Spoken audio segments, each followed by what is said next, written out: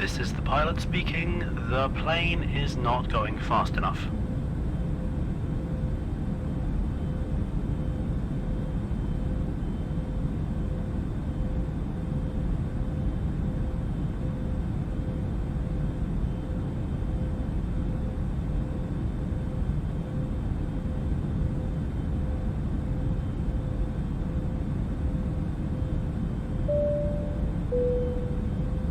This is the pilot speaking. You know, it's probably fine. It's probably fine. Don't worry about it.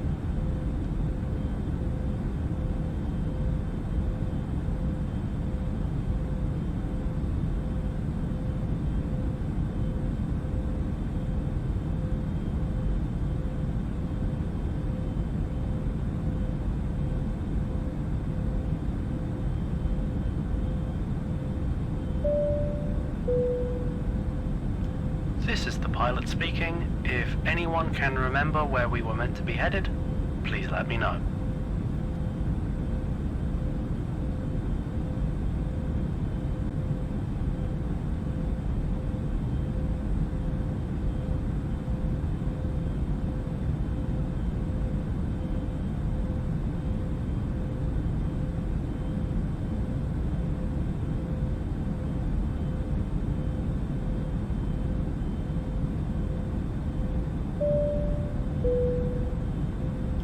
This is the pilot speaking. If you look out of your windows now, there is a non-zero chance you will see clouds.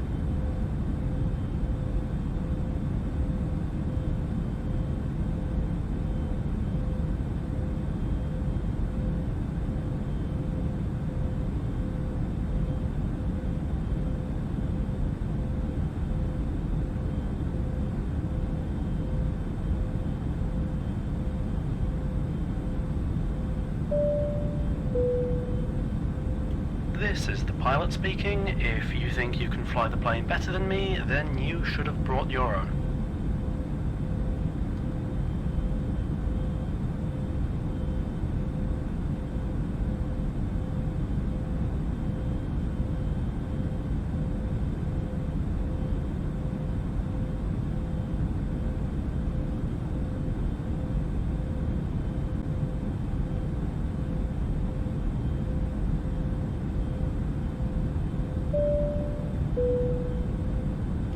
This is the pilot speaking. We will not be landing the aircraft until you have solved all three of the fiendishly clever riddles I have hidden throughout the aircraft.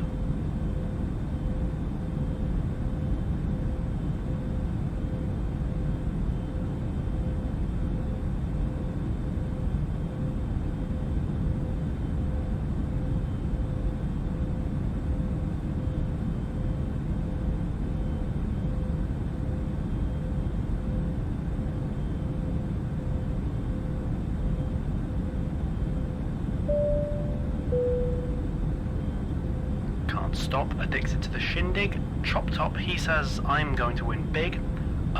Choose not a life of imitation. Distant cousin, to the reservation.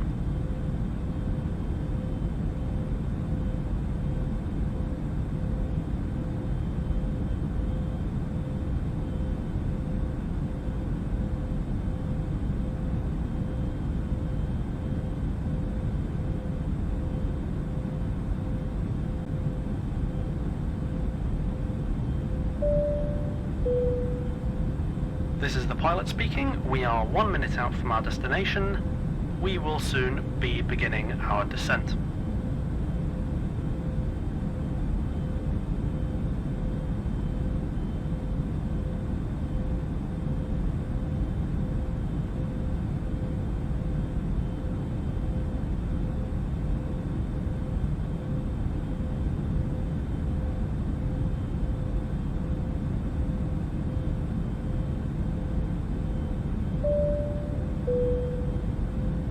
This is the pilot speaking. If you start playing Roundabout by Yes at 23:59:16 on New Year's Eve, the introduction will end at exactly midnight.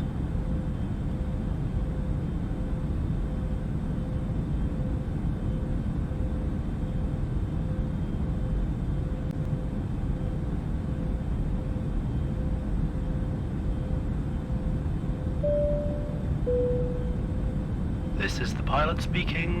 The plane is not going fast enough.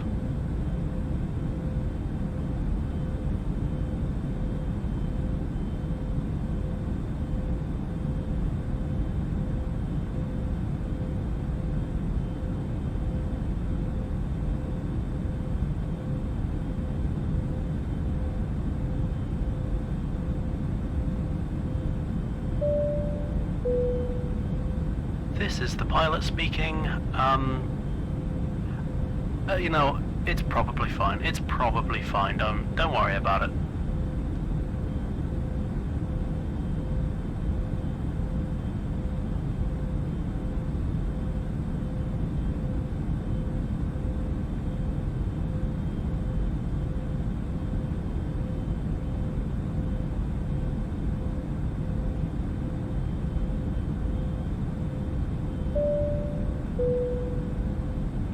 This is the pilot speaking. If anyone can remember where we were meant to be headed, please let me know.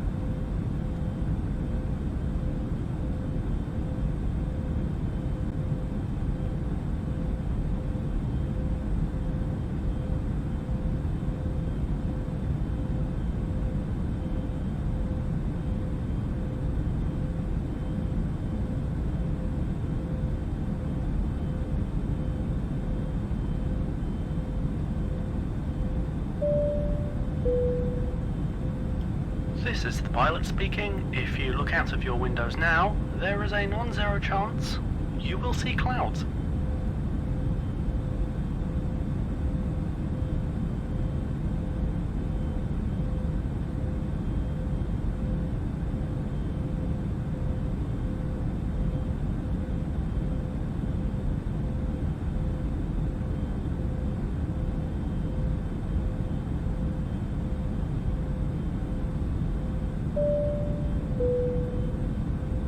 This is the pilot speaking. If you think you can fly the plane better than me, then you should have brought your own.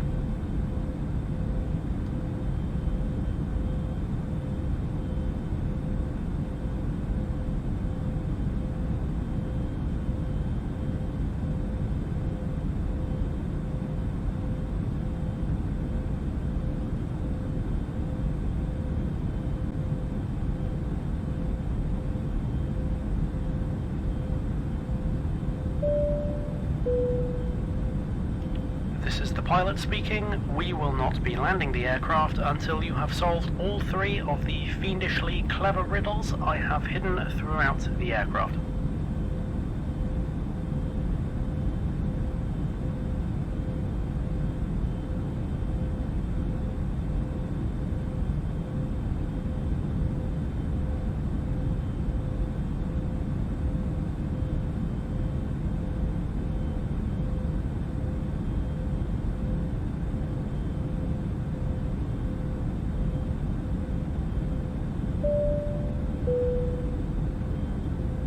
Stop, addicted to the shindig. Chop top, he says, I'm going to win big.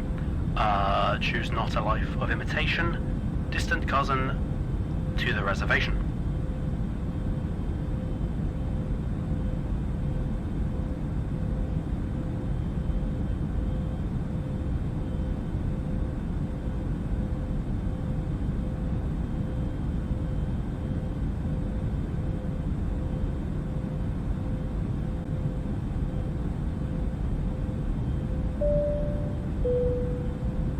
This is the pilot speaking. We are 1 minute out from our destination.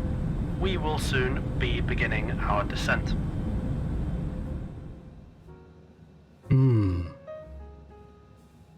I am invisible this stream. Oh, my invisibility potion ran out. Damn it.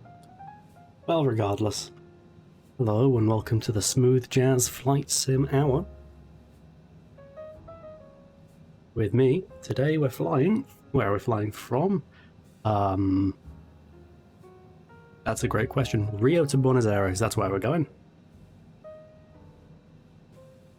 And a whale of a time we shall have, I guarantee you that. Now, there is a button I want to press and I've forgotten what that button is. I meant to do it before the stream. Predictably, I forgot. That's it, filters. Now this could go disastrously. I'm going to turn off my noise gate.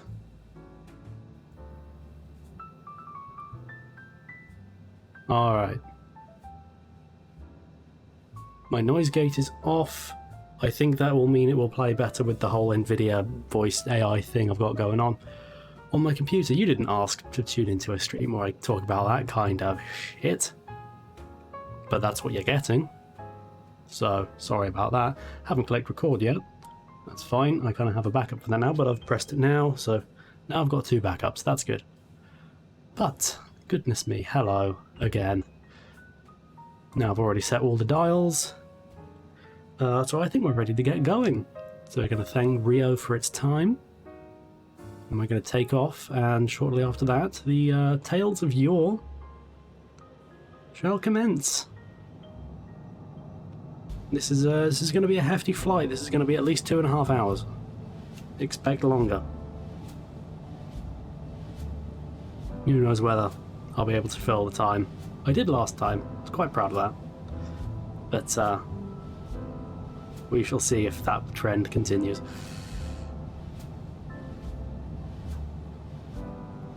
Right. We're off. And we'll control our speed now, bring it down.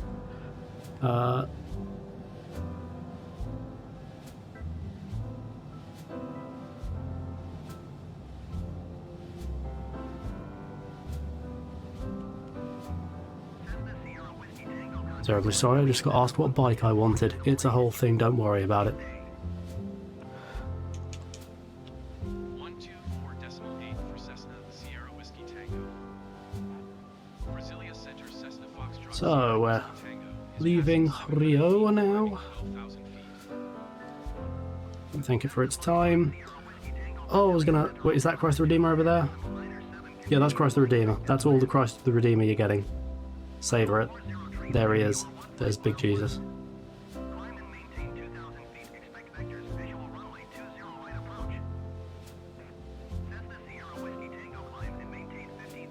Is that Christ the Redeemer? No, that's a tree of some description. That's Christ the Redeemer.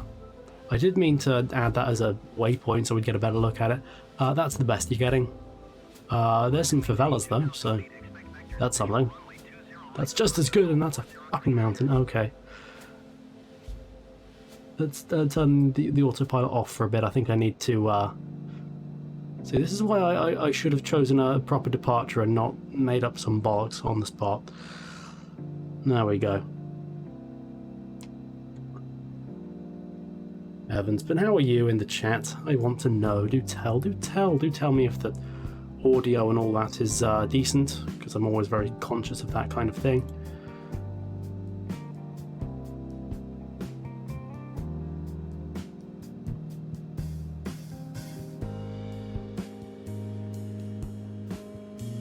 Good idea, Brazil. Put your airport next to a mountain. Smooth moves. Smooth moves. Well, it's a nice looking mountain, I'll give it that.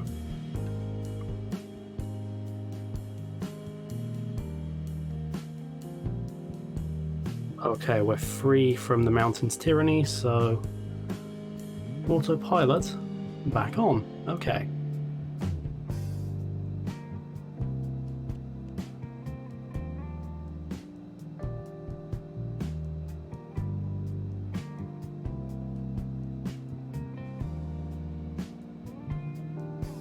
Navigation mode on. Okay. Cool, it just decided to turn everything off, and now Flight Sim is frozen. You're gonna unfreeze Flight Sim? Could you do that for me? Could you be a doll? It's a long flight, I really don't have time for your bullshit, speaking with a certain amount of bluntness. Okay, thank you, Flight Sim. You can be good to me when you want to, and I know you love me really. Sometimes.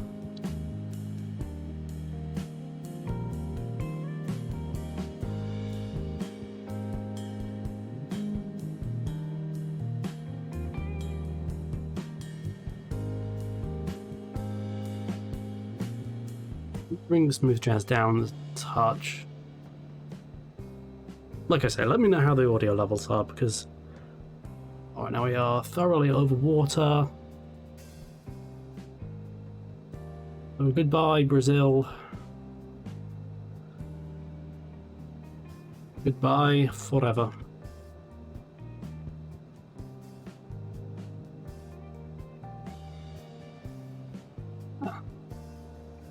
Delightful. Right, I suppose we should get on with some Tales of Yore, as promised previously. Excitingly. Or do I want to leave you lingering? Do I want to talk about other shite first? Ooh, yes, I do. I'm glad you asked. I made an archive channel.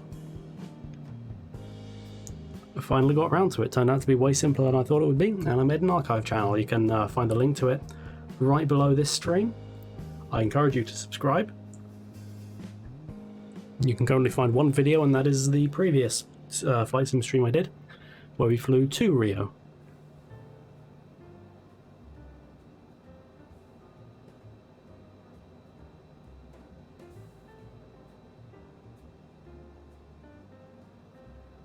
Alright.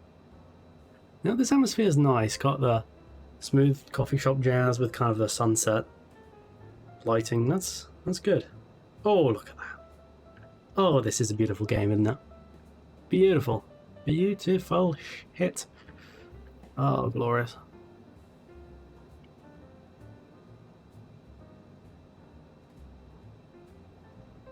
And now the video, this Smooth Jazz playlist video, does promise it is copyright free. We shall see if Twitch agrees. It's going to be exciting, but what's our altitude currently?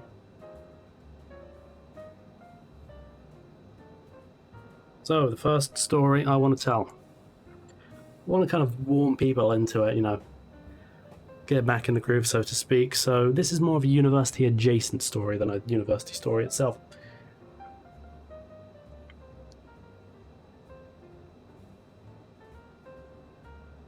And that is, I want to tell you about the first time I played Dungeons and Dragons. So, I've got a little note sheet I've been writing out for the last 3 days. How exciting! So I've always been into that kind of circle of popular culture, but I'd never played Dungeons and Dragons, and I wanted to give it a go. This was in 2016, 15 maybe? One of the two, and it was really becoming mainstream. Not that I'd have been opposed to it if it weren't mainstream, but it was becoming popular, is my point.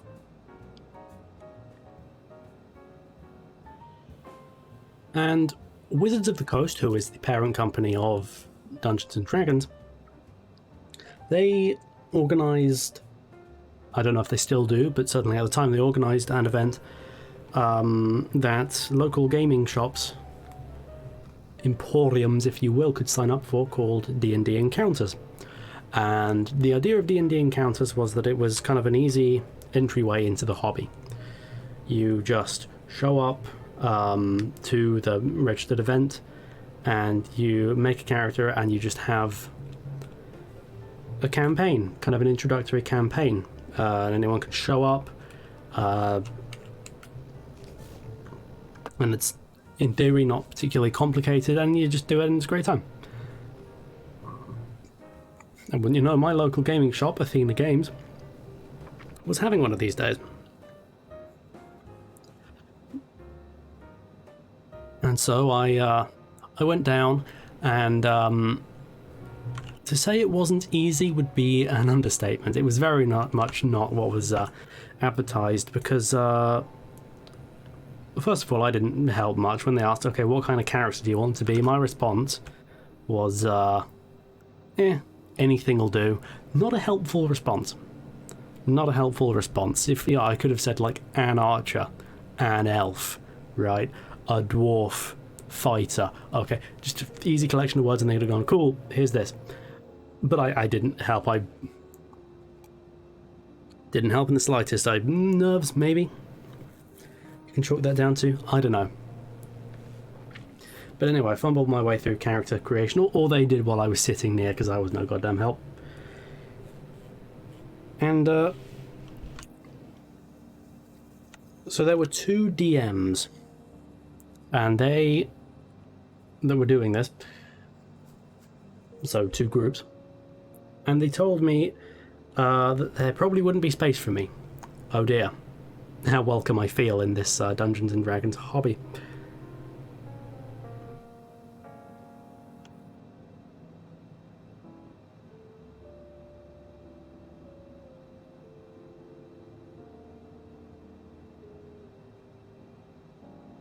Just altering sound settings, that's not interesting. But yes, there was probably not going to be any room for me, no one's fault I suppose, but eventually I did manage to squeeze around one of the tables. I got outright turned down from one, but there was, or so they said, room on the other. So it was an 11-player group. 11. And a few of the other players around the table were, newbies that wanted to do the whole D&D Encounters experience, but most of them were old-timers. And you could tell that they were frustrated at having to carry new people. That's not what they signed up for, even though it's D&D Encounters and it's who it's for.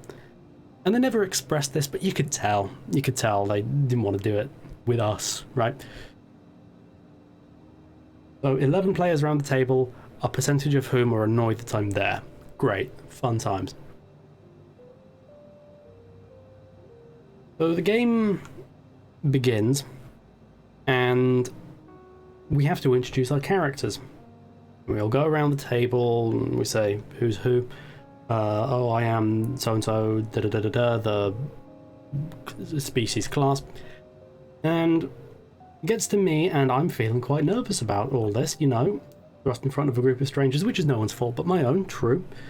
Thrust in front of a group of strangers, and I have to talk as a fantasy creature, right? So I default to kind of a third-person perspective. I say, oh, my character is called da-da-da-da-da, and they are a etc, etc. However, a Norwegian gentleman around the table was not entirely satisfied with this arrangement. I started talking, and the Norwegian gentleman, and I'll never forget this, the Norwegian gentleman goes, "Role play it!" Quite irritated by the fact I wasn't doing it in character. Role play it, I'll never forget that. I love a thing to say at someone's first ever game. So, kind of spurred on, that's perhaps not the best choice of words, by the somewhat blunt Norwegian fellow. I start talking in the first person, very uncomfortably, and I don't remember anything about my character, or that character, at all, really. Which is just as well, because it was probably a very bad character. But anyway, so the game begins, and the thing to know about D&D is it's not a very fast-paced game at the speediest of times. When there are 11 players, it is glacial. I remember the session consisted of a traditional tavern, then there was a corridor, then there was a cave, then we were done. That was the 4 or 5 hour session. It was nothing. Because it couldn't be anything. There were too many players. Logically, they should have turned me down, which I would have been annoyed about, but, that's the alternate reality where I complain about getting turned down for D&D. But,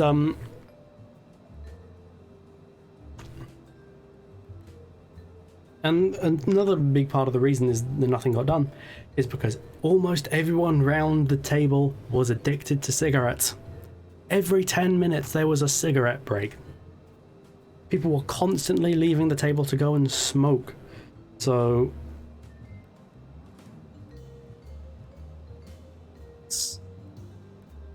the game had to be sacrificed for people's nicotine addictions.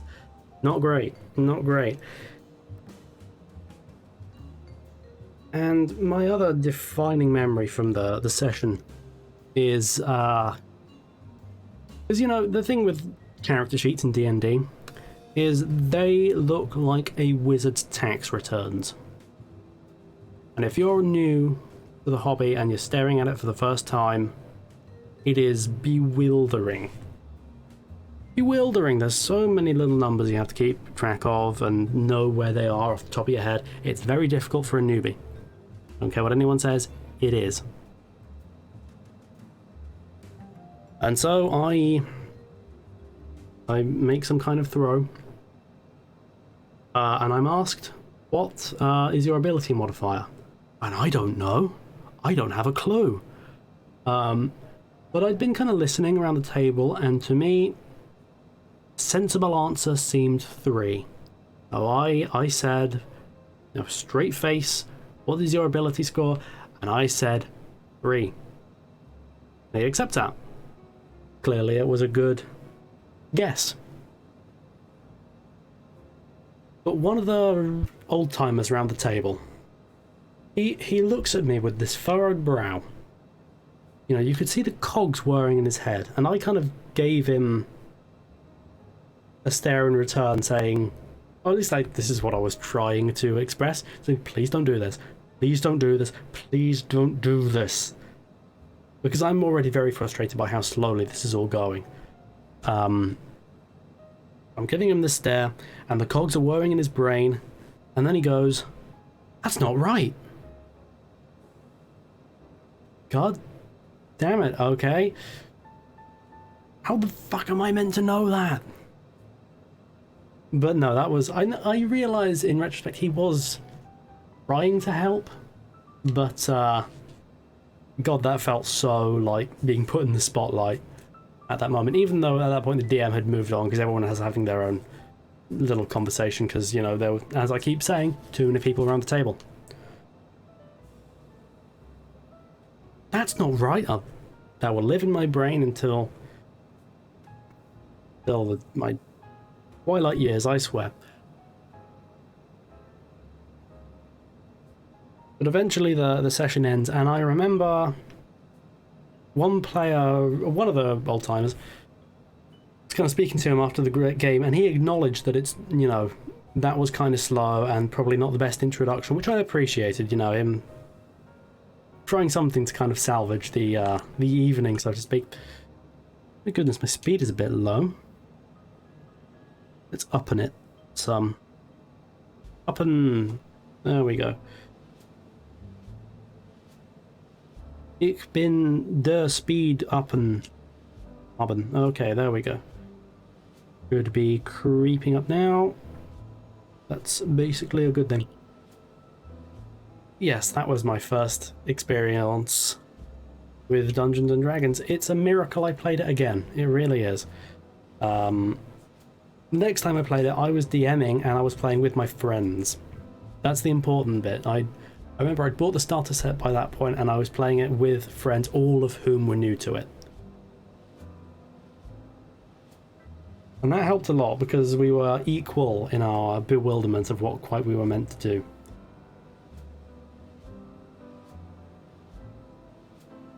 I think that's the way to do it. I suspect Dungeons and Dragons encounters, if it still exists, which I don't know if it does or not, but yeah, I don't know, maybe linger around the shop at that point and try and ascertain how many people around the table. If it's more than 6, don't bother. Don't bother. I'll be real. Don't bother.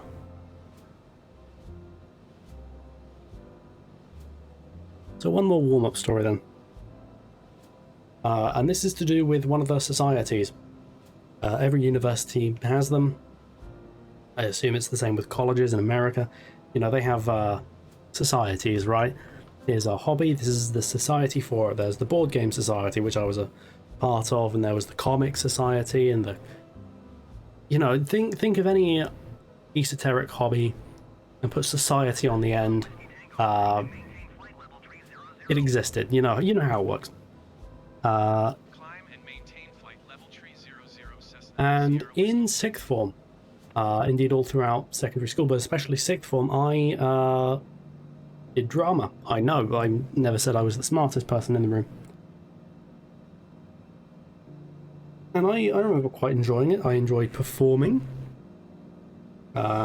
presenting. I am. For all, many years later, I did become a mediocre Twitch streamer, so there you go. and there was sure enough a drama society, which got me quite excited because, you know, seemed like the best possible outlet for that hobby.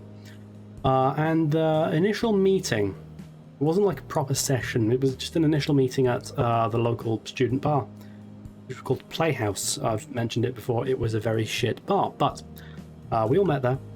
And we had a whale of a time, you know, we were all chatting and having fun and learning what the group involved, and everyone seemed very enthusiastic. So the next week, I think it was, I went to the first session, the first proper session, and it was in a really weird part of the university. It was in like a real back room somewhere. Now, despite there being good 20 people that attended the first meeting, I remember. Well, first of all, it was run by 3 people. But, you know, beside that, discounting those, there were still a good 20 people that showed up to that first meeting. So the first session rolls around. Sure enough, I was the only person that showed up. I was the only person that showed up in front of these 3 people running the group. I became the testament to their failure, basically. And it was, I can tell you, it was a very, very awkward hour. Because I was just sitting in a circle with these 3 people who were running the group. Although there was no group, let's face it. Just reading like this like terrible comedy play. Which, you know, they have my absolute sympathy. That must be horrible to, you know, put all this work into running a society and then no one shows up. I don't know if anyone showed up after that. I certainly didn't. Because I felt the way the wind was blowing, and I got the feeling no one was going to show up to this group. So I didn't bother attending after that. But I did wish them all the best. I do wish them a retrospective all the best of luck, which is pretty worthless because they've been graduated for 6 years now. But anyway. I did attend the Board Game Society regularly, actually, and I had a better time with that, even though, yeah, stop me if you've heard this one before, didn't get on with the people running it. They were an odd bunch. Just speed up a touch. I want to touch 280. That seems like a good speed to me. Okay.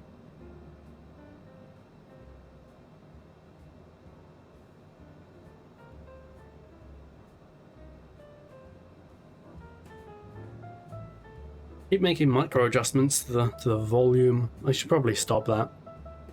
Actually get on with the subject at hand, which is Tales of University. Okay, so last time I got to kind of the latter end of the second year, and I mentioned we were doing the project was like an advert for a charity. And I had to pitch this charity advert to a panel, on which was Justin, who, as I mentioned before, is one of the main characters of my time at university, even though he departed for the 3rd year. Now, our charity, I don't remember the specifics, it was some kind of autistic charity. It was to do with music. And so we were pitching our idea, and it involved, you know, visualizing music and all this kind of thing. And Justin, who I've previously established was useless. This might have been the most shocking thing Justin ever did. Not necessarily the worst for me, although it would be for some people, I'm sure. When Justin was kind of spitballing ideas we could, like, follow through on, he did an impression of an autistic person. Let that sink in. He thought it was appropriate to do an impression of an autistic person. Yes, really. And I won't replicate what he did because it stunned everyone, including the people that were on the quote-unquote industry panel. But it was astounding. And we met up right after the meeting to express how stunned we were by this. respond in absolutely the worst way possible, made only worse by the fact I think one of the people in our group was autistic. Why is my plane beeping? Oh, tits, that's gone quite. Yep, speed down, down. Enough of this, I sped up too much. Fucked up.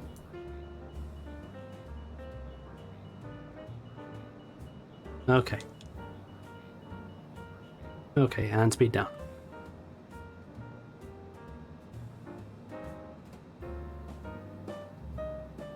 Cessna Sierra Whiskey Tango, contact Brasilia Center on 126.15.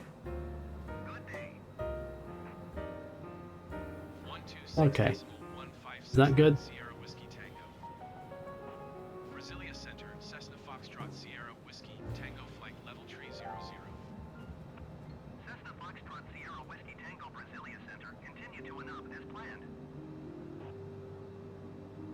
Cessna Right, I'm gonna leave that speed there. Hopefully that will sort itself out. It might take us down. Hopefully not too far, because the micro adjustments, they irk me. Sierra Whiskey Tango. But where were we? Curitiba Center, Cessna Foxtrot Sierra Whiskey Tango Flight. Oh, this is another note I've made. Justin, this might be the definitive Justin moment. He gave a lecture, although I hesitate to use that word, which consisted just of him reading a Wikipedia article. Again, I'd remind you the 3 years of university cost 27 grand, and the lecturer was just reading a Wikipedia article. Really? Really? That's incredible. Actually, I do confess I wasn't there for that lecture. I did bunk that one off for some reason. I think I had a habit of bunking off lectures that sounded crap. But I had no idea it would be that crap. I really dodged a bullet on that one. Okay. But, yeah, that charity advert project, that I didn't have a lot to do on that project, which I was okay with in this instance because I was the sound guy. That was the role that was I either selected or was chosen for me. I don't remember which. And so I wasn't under the impression it was my baby, right? I just kind of showed up, pointed a microphone at things. Sometimes in meetings I'd have to give the impression, oh, I've really been considering this aspect of sound, but no, the reality was show up, point microphone, leave. So my job was easy. Couldn't have been easier if you asked it to be. And in the end, they actually ended up not using any of my sound. It was entirely ADR'd, which again, didn't have a problem with. It meant I had less to do. But that was and for that reason, it was a fairly nice project, to be honest. It was mostly just hanging out with people. And I probably got along with that group. We weren't particularly close, but, you know, there was a certain sense of camaraderie. But as we were editing this project, this was very close to the end of it. This was in around April. In fact, it was April. And I asked the group, you know, hey, does anyone know like what project we're doing after this? Because, you know, there's still room in the year for one more project. It felt like. And I was told that there's nothing. What? What do you mean there's nothing? That would mean the year would end in April. Yeah? Wait, what? So that second year of university ended in April. Most universities end in late May. Sometimes June. But this year ended in April. I was, on the one hand, overwhelmingly disappointed and angry at the university that they would just have such disregard for, you know, scheduling and timetabling, I suppose, that you just end so early feels like giving up. On the other hand, I get to go home a month earlier than everyone else. Brilliant. Absolutely fantastic. And actually, that was a point of contention amongst the students, I remember, in the following year. No one was particularly happy about the fact that the year had ended in April. Well, I imagine some were, but some put on the impression that they were so heartbroken to have to be betrayed like this. Whatever. But before that year ended in April, there were two main noteworthy things. One was a mini project that was a collaboration between the film department, which was our lot, and the photography department. And it became quickly clear that this was the photography department project. What do I mean by that? Well, let's go into it, shall we? First of all, we were randomly assigned one photography student to team up with. And I remember playing, the game in my head, like, what's the worst that could happen, right? It would be like, okay, one, we don't have any common interests, not one. But, hey, let's take it a step further. What could, what's like the absolutely most comical worst case scenario? Oh, he's not, then I've fucked up the story already. They're not entirely comfortable with English as a first language. But what are the odds of that? Ha ha ha ha ha. But the person I was assigned with had no common interests with me, and she didn't speak English as a first language. I have to wonder if it was even her fourth or fifth. And I remember looking at her name and thinking that can't be the way it's pronounced, surely. Because, well, her name was spelled E-G-L-E. Now, common English language pronunciation would tell you to pronounce it a certain way, which in your head is ridiculous, and I did. But that's the way English would tell you to pronounce it. And so I decided, no, I'm going to wait until she tells me what her name is. Sure enough, she said, hello, I'm Aigle. Aigle, okay, good. When Justin called out her name, he had no such reservations. He looked down at the sheet for a bit, looked back up and went, Eggle? God damn it, Justin. God fucking damn it. God damn you. Eggle. It's one of those things everyone was thinking, but you don't say because it's stupid and rude. But he said it. That was Justin.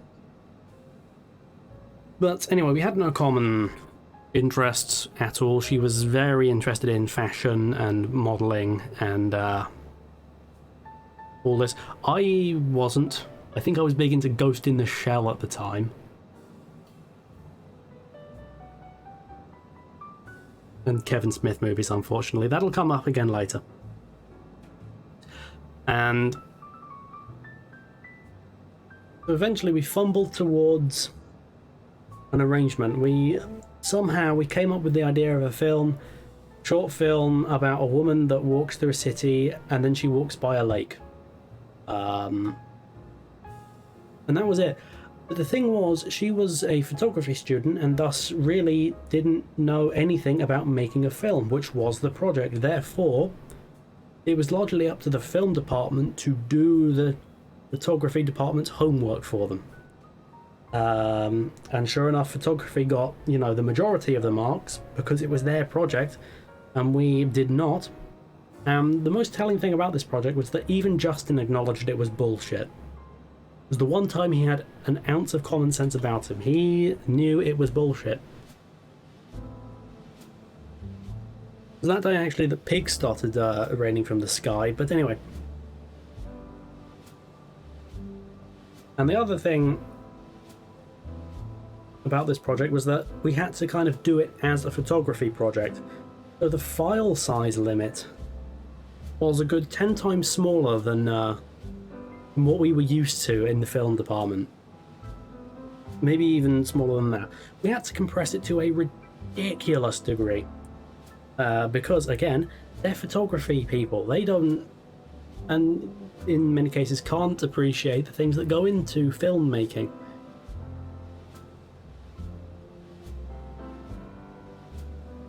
But that whole project was a load of nonsense. I remember we needed a shot of like a piece of paper falling in the water, but it was too windy to get the shot, so we just said screw it. Went without it, and you know what? No one really cared. I think that's the thing you can underline those 3 years with. No one really cared.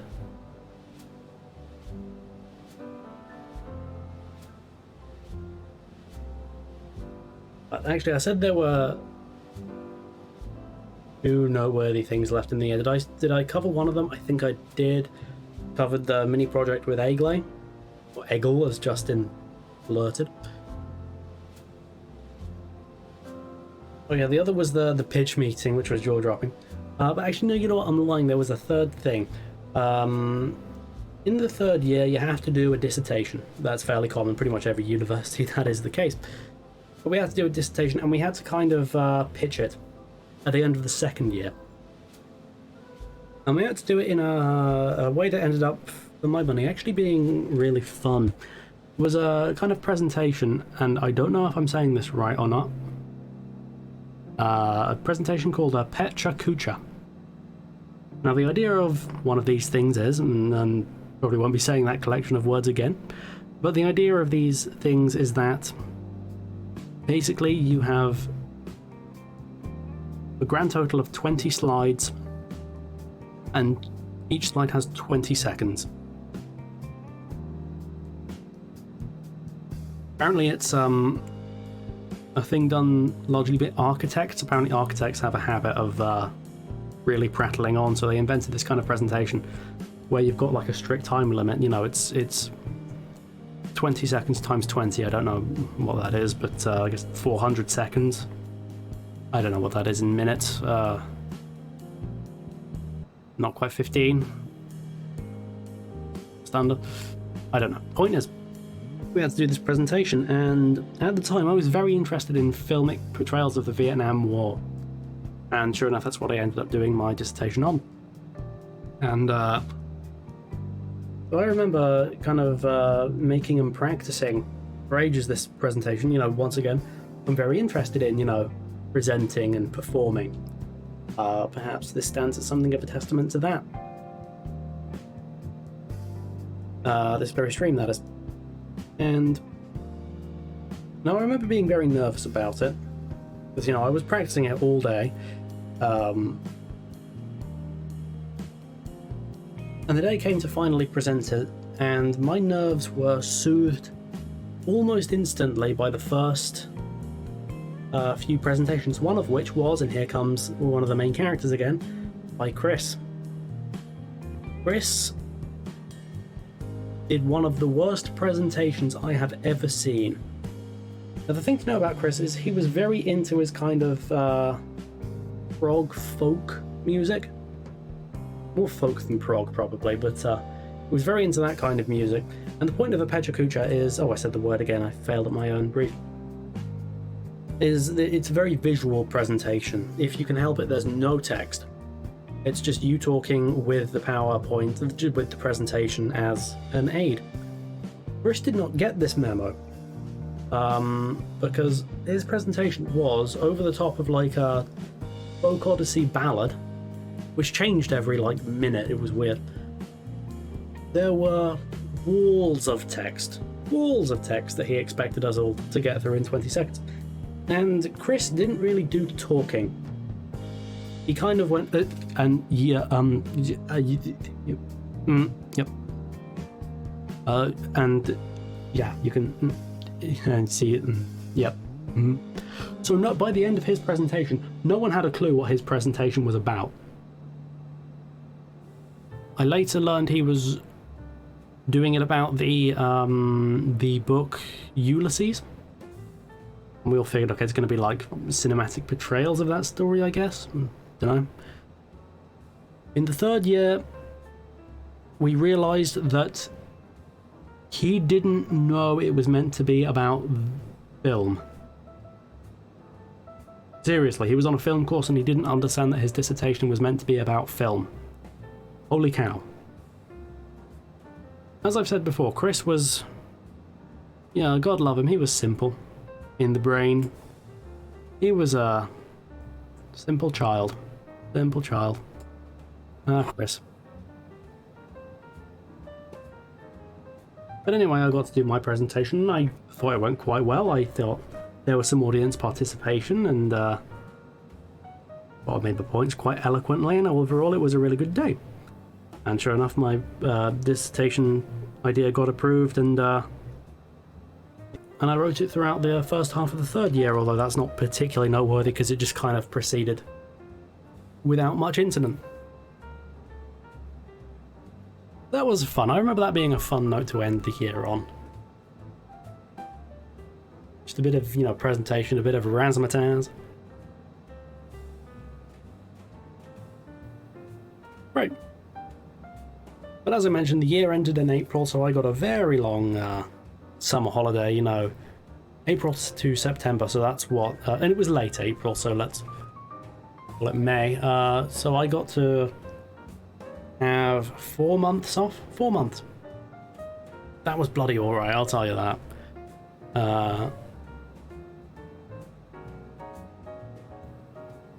But I suppose now we're on to year 3. Oh boy, year 3. So the goal of year 3 was to write and direct our own 7-minute film each. And unlike other years, we had to choose our groups before the year started. And I was on a group. I did ask if I could be in Bobby, if I could be in his group, and he said, I'm sorry, but our group's full. Fair enough. Whatever, no big deal. So I kind of had to slip myself, because I remember I think I'd left it till the last second, and I had to kind of slip myself into just some random group full of no one I'd been with before. And it was a group. What was unusual about our group is that it was actually smaller than the other groups. There were 5 people in the group, including myself, and all the other groups had 6 or 7 people. I remember that. I think one had 8. Don't envy that group. And this was the only group we had in the third year. And even though I didn't get on with all of them, I got on really well with some of them. Zach, I will mention the name Zach with a beaming grin on my face. Zach is a dude. But didn't even get on with all of them, or didn't talk much, or we just kind of saw each other as work friends essentially. But despite that, despite the mixed bag of a group, there was a real sense of camaraderie in that third year, in that group. That I have to admit, even though I have gone on 4 hours now about how much I hated university, I am nostalgic for that sense of, okay, we're in this together, this is the hand we've been dealt, let's get on with it. I don't know if everyone else in the group felt that way, but that's certainly how I felt. But the people in our group... Oh, actually, you know what, let's wrap up something. Wrap up? No, that's the wrong term. Let's roll back some, give some context on the year. The idea was that this 7-minute film of ours would act as a calling card to employers. I remember they used that term, calling card. And it seemed perfectly sensible to us at the time, but in the years since, I've ruminated a lot on the absurdity of that. Right? The assumption was that this 7-minute YouTube video was going to be so good that old studio executives were going to hire their own younger, fitter, more nubile usurpers because of a YouTube video. Not how it works. It's not that simple. And they would tell us on occasion it's not that simple, while, in a classic case of, hypocrisy of saying one thing and doing entirely another. But here's the thing, that third year felt like what the first year should have been. In terms of the workload, in terms of the projects. That should have been what year 1 was. Sure enough, it was the last year.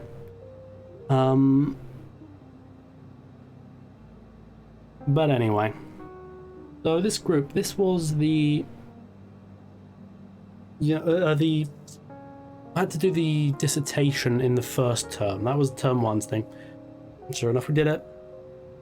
But then at the beginning of term two, January of 2017, my group kind of teamed up with another group. We were Group 1B, I think we teamed up with Group 1C. And we all arranged to audition actors in London, which was quite exciting. There was a theatre very near Canary Wharf. If you don't know anything about London geography, Canary Wharf used to be the tallest building in the UK.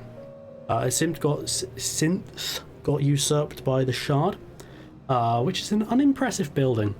There's a train station right underneath it, and I go to it semi-regularly. It's not an impressive building. It's smaller than you'd think. And no one knows what's in it either. You know, everyone says, I think there's a restaurant at the top, but no one knows what's in the building. That's a digression. Back to the story. So yeah, we were auditioning in a theatre very close to Canary Wharf. And this is where Shane enters the story. The thing to know about Shane is that he was a dick. Full stop, new paragraph. Shane was a constant pestilence. Because our groups were, you know, Group 1B and C, we collaborated a lot. Usually because Dom, who was in our group, and Shane, they were good friends for some reason. And yeah, so our groups ended up circling each other quite a lot because they were very... I guess they had leadership personalities, you could say. No, and I'm not saying that as a compliment in this context. But, Shane was rude and bullish, is how I would describe him. He had a habit of really bluntly telling people to their face how they should make their film. Really blaming them for what he saw as failures, things like that. Now, during... I was interviewing one of the prospective actresses for my film, and Shane, you know, and I invited her in, and I know these people's time is precious, so, you know, you want to get them in, audition them, thank for them for their time, and let them leave, right? But Shane, as I was trying to introduce myself to this auditionee, Shane was yelling over the top of me at someone else. He didn't realise that I was talking with an auditionee. And so I kind of had to wait, because Shane was not the kind of person you could tell to be quiet, frankly. And so I kind of had to wait for him to stop prattling, and prattling Shane did regularly. And I can see on the look on this actor's face, they've got this look of, oh god, what have I signed up to here? Why have I wasted my day like this? And I'm agreeing with her at this point. But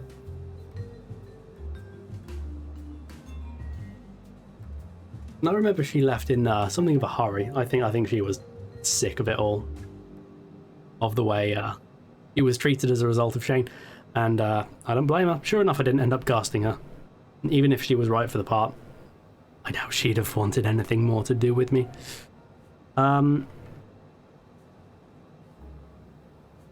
Now, a fun fact about Shane.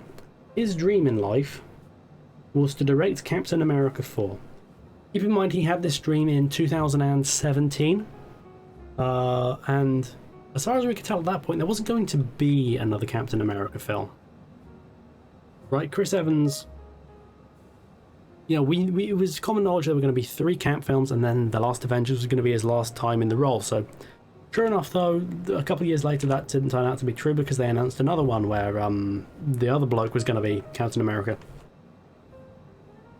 And in the back of my mind, I'm thinking, oh god, what if Shane gets what he wants? Which is absurd, right? Because, of course, he's not going to get what he wants. I've not heard of him doing anything since. Bloody Marvel aren't going to give him a big studio blockbuster.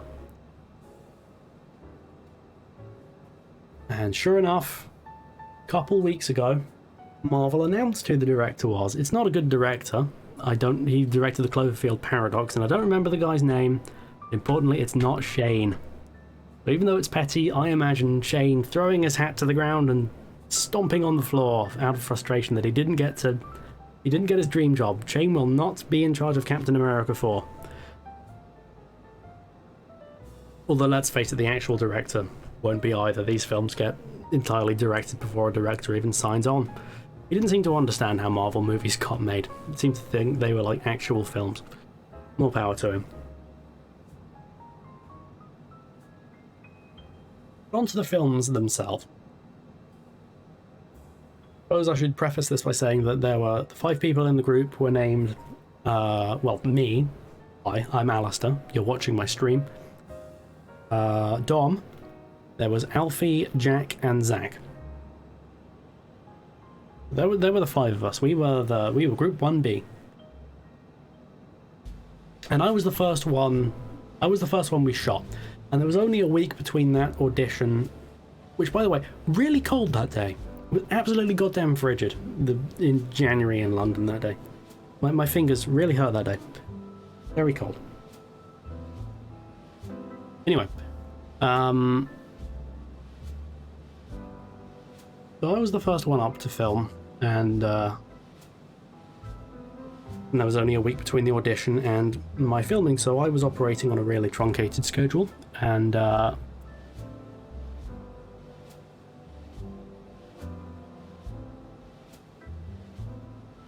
we were filming in my house. It was just my house because I was lazy. I think I managed to convince myself that year that actually it did have an artistic reason for shooting there, because, you know, oh, it's a social, realistically toned film. I'll just do it in my house, right?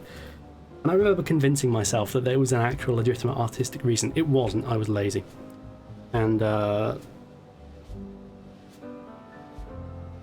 remember, unfortunately, I'm sorry to say it, everyone makes this mistake at some point in their late teens, early 20s. I was going through a big Kevin Smith phase at the time.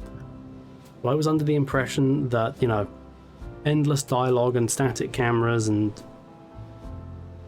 all that, I was under the impression it was charming. You know, it's not, and I regret that.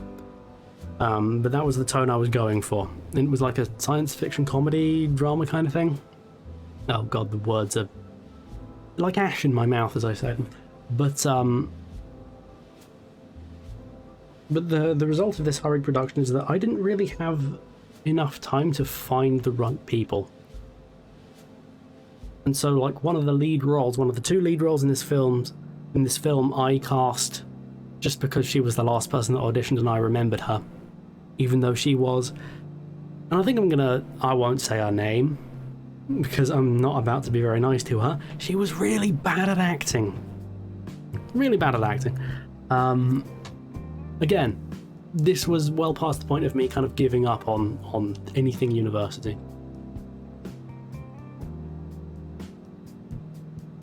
I remember in her audition, which was a audition over Skype. Actually, she didn't attend the audition in London. We introduced each other to each other. That was a weird way of phrasing it. But, oh, hello, how are you? Oh, what do you think of the script? I asked, hopelessly egotistically, and she was very polite to it because you're meant to be. But there was something in the way of her webcam, like a piece of paper. And I said to her, oh, I think you've got a little something in front of your webcam there. At which point she turns, 45 degrees and shuffles some papers and says, is that better? No, that's the camera on your computer. You move the bit of paper so I can see your face, woman. Eventually she did, but that was the first sign. Ooh, this, okay. And the second incident is that she got the words wrong. She kept reading the script wrong. And this was the woman I went with. Maybe I should say this is the person I went with. But I think that probably gives some insight as to my total motivation for this entire project.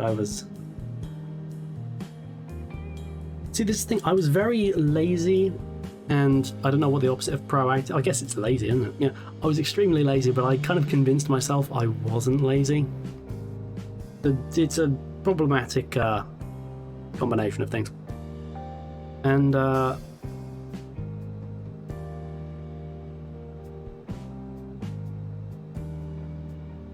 now, to film, we got to rent out tons of equipment. We got like priority as third years to loads and loads of equipment in the rental, the on-campus rental place, which I mentioned last time.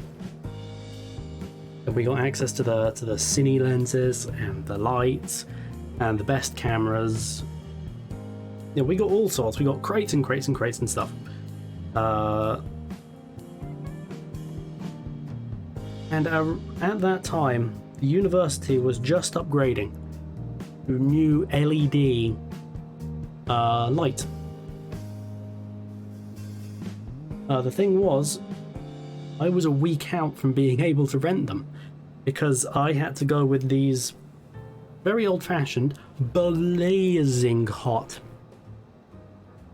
old-fashioned lights. I don't know what kind of bulbs they were. But I remember we were told on no uncertain terms, this was drilled into us. Do not touch the bulb with your bare fingers. Why? Because the bulbs get so hot that they can react with the oils on your skin, and that will make the bulbs explode. That is how hot these lights got. I remember when you turned them on, it was seconds before they were, actively uncomfortable. And when you turn them back off, as soon as you shouted cut, you've got to get the lights off. That was the first thing you did. I remember you could hear the metal buckling under the heat when they turned off. It was creaking and groaning under the sheer heat. You've never felt anything as hot as these light bulbs. They were something else. And the next project, people got the LEDs, which were, stayed cold for hours. And I've gone, I guess, the way I've rationalized it is like someone had to be the first production, right? Someone had to be sacrificial. And it might as well have been me, right? It's a 1 in 5 chance, whatever. It was me, fine. So there had to be a sacrificial production for everyone to learn how not to make their films. Arguably, it's a lesson they did not learn. But, yeah. And you know what? I considered, do I want to show some people's films on this stream for a laugh? And I've rationalized it that no, I don't think that would do. Because I'm not willing to show mine. Right, my film, I remember being somewhat proud of it at the time because I was deluded. But my film, it's it's just annoying and unfunny and kind of boring and not brilliantly made. And I'm not willing to show that, so it wouldn't do to show anyone else's. This will become relevant again, don't worry. My film gets shot, and I remember we kind of lost people throughout the production. Like, the entire group showed out for the first day of shooting, and then it was Jack said, hey, I'm not really doing anything today. Should I bother coming out tomorrow? And for some reason I said, sure, don't bother, stay back. This was a mistake. I don't know why I said that. But sure enough, Jack, I said, yeah, you can stay back, whatever, fine. And then the day after that, at the end of the day, someone else said, hey, can I, not come in tomorrow? I've got things to do. And I said, fine. Again, I was lazy and bad at being a student. Because I was depressed. So the last day, there were only 3 group members, myself included. Which I actually found quite comfortable because, it wasn't a big house, there was crap all over the floor, and there were 3 actors in the building. But I thought actually that was more comfortable, but, Dom did not agree. He very much did not agree. And I don't know that he was wrong, but I also don't know that he was right, if that makes any sense. Whatever.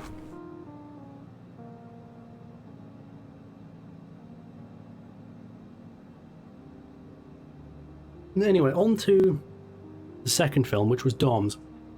Dom was the...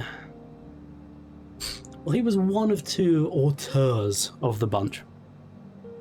His film that he was very proud of for some inexplicable reason. That's the theme, being inexplicably proud for some reason. That's the theme of the third year. And I include myself in that, of course. His film was about futuristic microchips. You can tell this was a student film. You know, it's about futuristic microchips and the dystopia that they cause therein.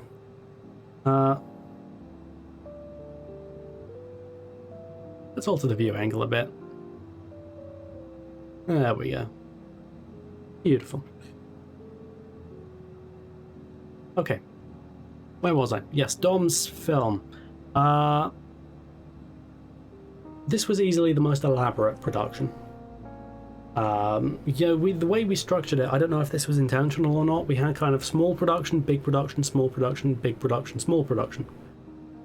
Mine was a small production, next one, sure enough, big production.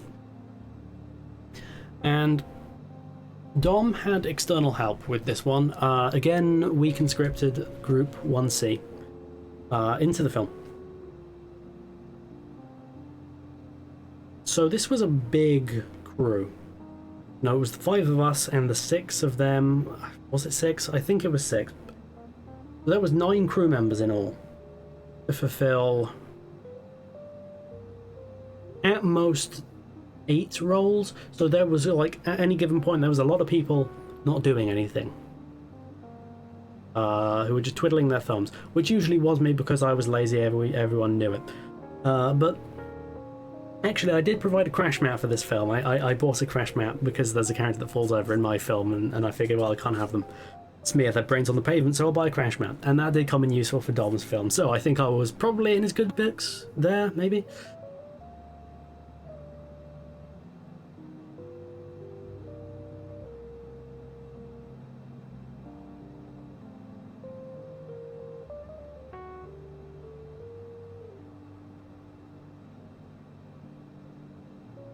Sorry about that, people were bringing me drinks.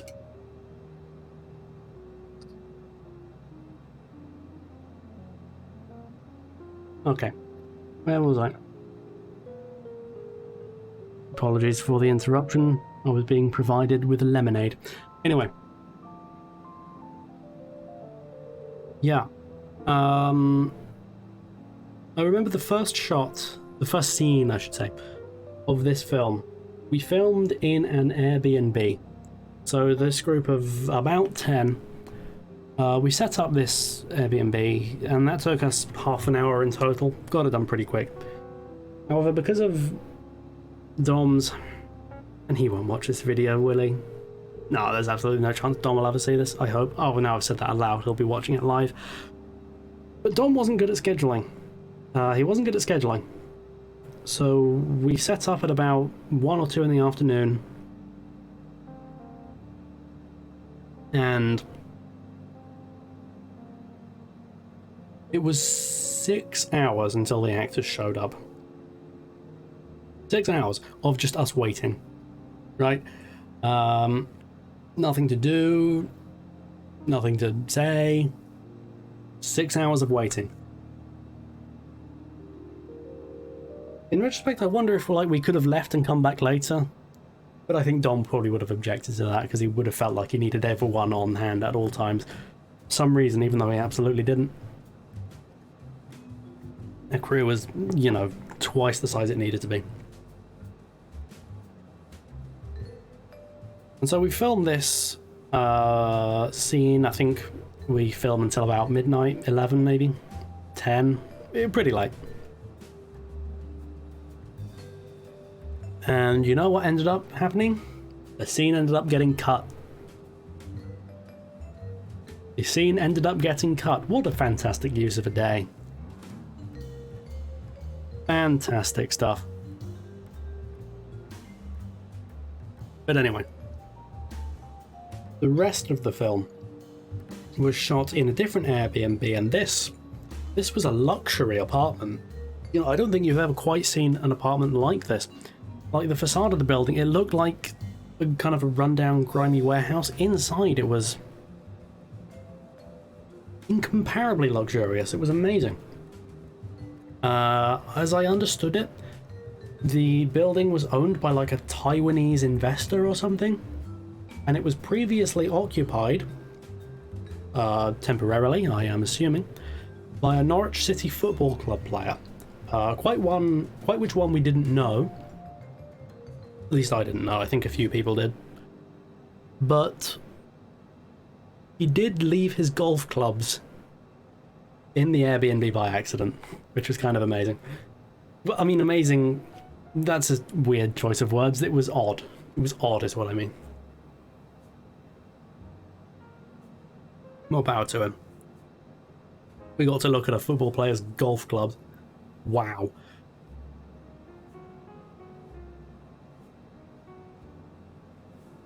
Very soft carpets that apartment had, I'll say that.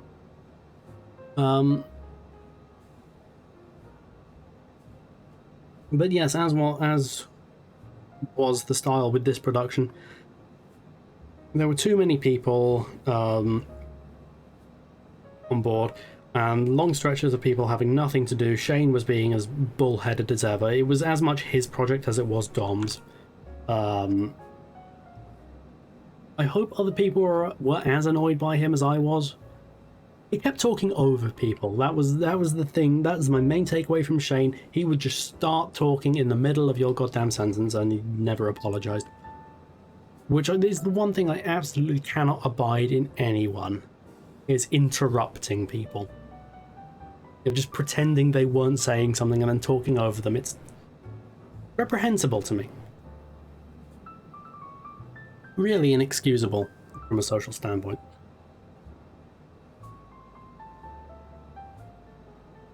Now, a fun thing about Dom's production, I mentioned it was one of the more elaborate productions, and he had purchased some breakaway glass for the stunt shot of the film.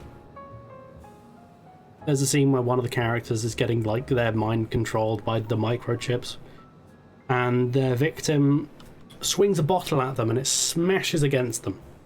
And I'll give Dom this, that's a good shot. That's a good shot, you know. There's a lot of nerves and preparation involved in that one, and it paid off. That shot where someone gets hit with a bottle is good, because, you know, predictably it explodes and the shards go everywhere. Good shot. However, I almost fucked it up. Because there were a lot of wine bottles on set. And I could not immediately tell the difference between the breakaway ones and the real ones.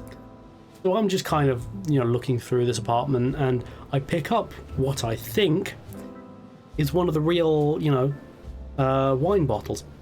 And I'm looking at it and thinking, hey, why doesn't this have a label on it? What's that about? Why is someone taking it off? What's going on there?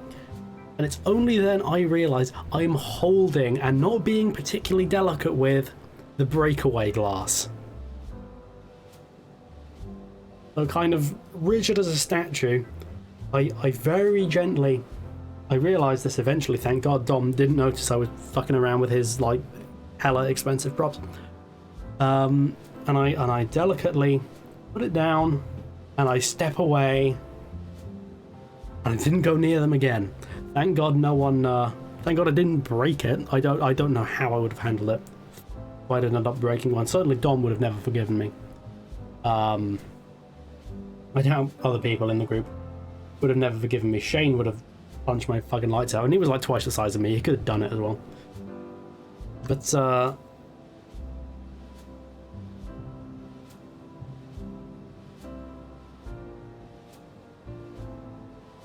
yeah, at the end of the day, that film, very stupid film. Dom was one of these people who was really obsessed with cinematography. Like James before him, he loved cinematography. He did nothing but talk about lenses and focal lengths and other shite like that. To the point that it actually kind of got in the way of the film. Like, he couldn't just decide what lens we were going to use. And that added some hours to the production, I'll tell you. Although we were in a nice apartment, so whatever. Take as long as you fucking want. But no, ultimately the film was very stupid. It was very stupid. It's that's the only word for it. It was dumb. And there is a pointless shower scene in the movie. Just the lead actress. And I remember, I think Shane got.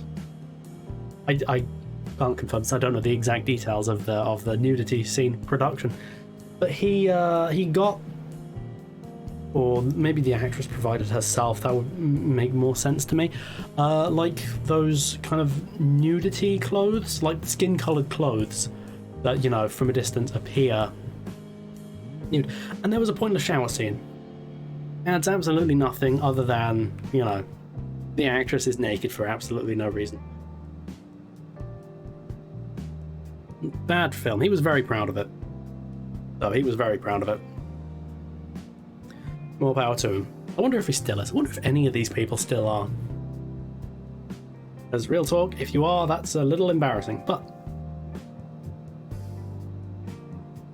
And I include myself in that, of course. So, next up was, in the production pipeline, was Alfie. And Alfie was an odd one. What's most noteworthy about Alfie is that he was barely ever there. Barely ever there.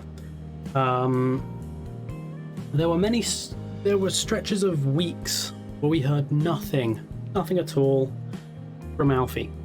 And that was a source of great consternation between the rest of us.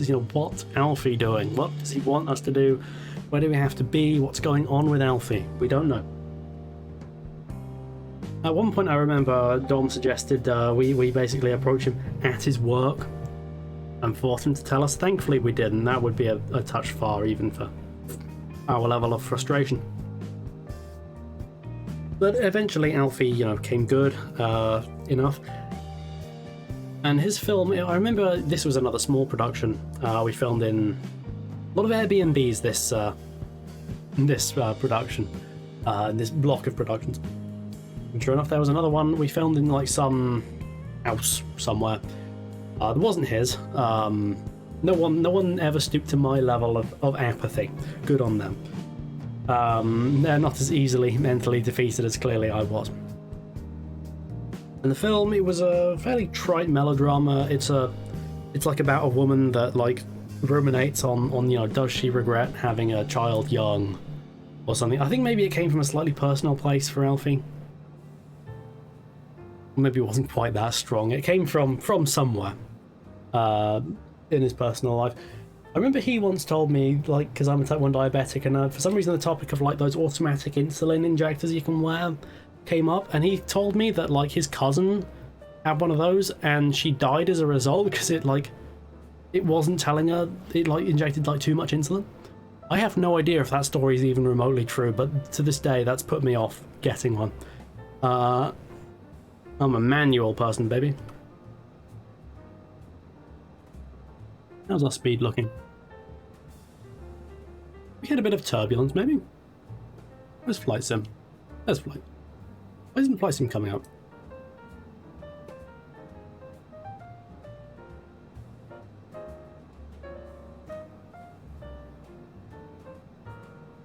Has Flight Sim crashed? I think it has. Give it a moment, it's being Flight Sim. There we go. Whoa, that's wobbling around.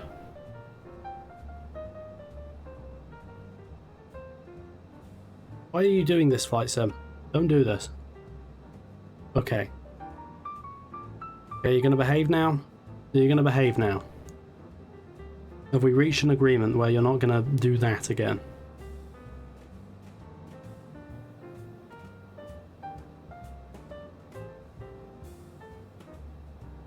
Heavens above. Gracious me. Heavens above. Right, but anyway, yes, Alfie's production. And I remember this was a fairly smooth production. I was the sound person again. Actually, have I been sound guy on any of these films so far? I think I did the sound on some of Dom's film. Not much though. I was mostly content to sit on a couch. Oh, this is a lot of turbulence. Oh heavens. But yes, I was content to sit on a couch. And as well, and that carried over to Alfie's film. Again, there was a couch. I was sitting on that because, you know what, I'm the sound guy, and it's my job to hold a microphone kind of near the actors. And I could do that from a couch. And I did that from a couch. The one time I completely failed at that was when there was a take going. It was largely improvised. I think it was a scene of like the daughter talking with the mother. And it's just them like having kind of a mother-daughterly kind of conversation, as it were. And that scene was mostly improvised by the two actors. And I didn't realise that there was a take going. I thought it was a rehearsal. So I was just making like mouth noises into the microphone while this take was going on, not realising that I was meant to be recording it. While they're having this heartfelt scene, I'm there going.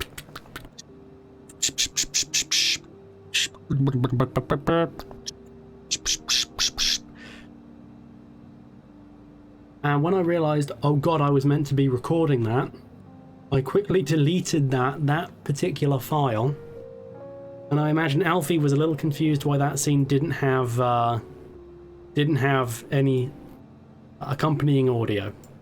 He never brought it up though, so clearly it couldn't have bothered him much. But that was amusing. Also pretty much the most noteworthy thing that happened on that film. I think like most of these productions, it was just me and Zach kind of vibing, right? Hopefully he felt the same way about me, but we got along big time. Certainly I did with him. Who knows how he felt. I hope he felt the same way. I do. I'd get back in touch with him, you know. But, I don't know if he wants to hear from me, or I don't know what I'd say, but it'd be nice to talk to him again. It would. On that note, I'm going to be right back, and you know why? Because I should have pissed before I started streaming. I'll be right back. Love you, babe.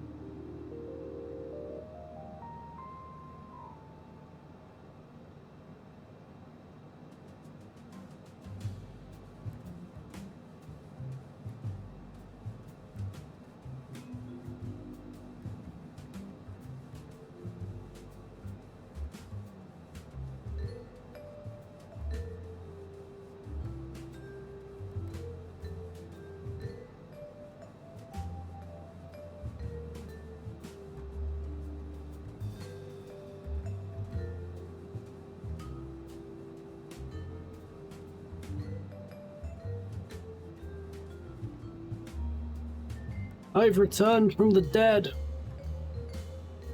I'm back. Holy cow.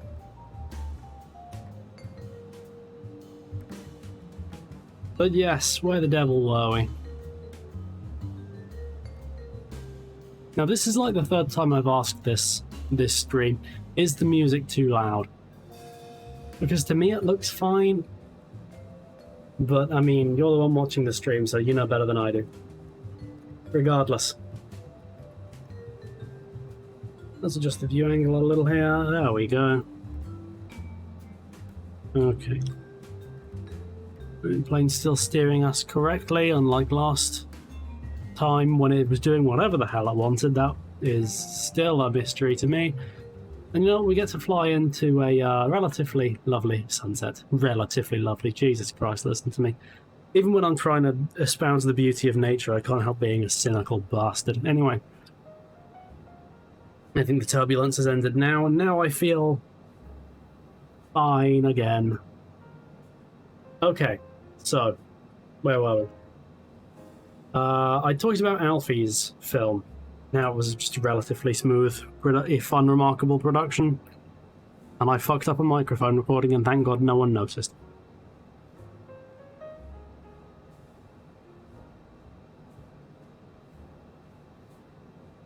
So, Jack. God bless Jack. He was pretentious.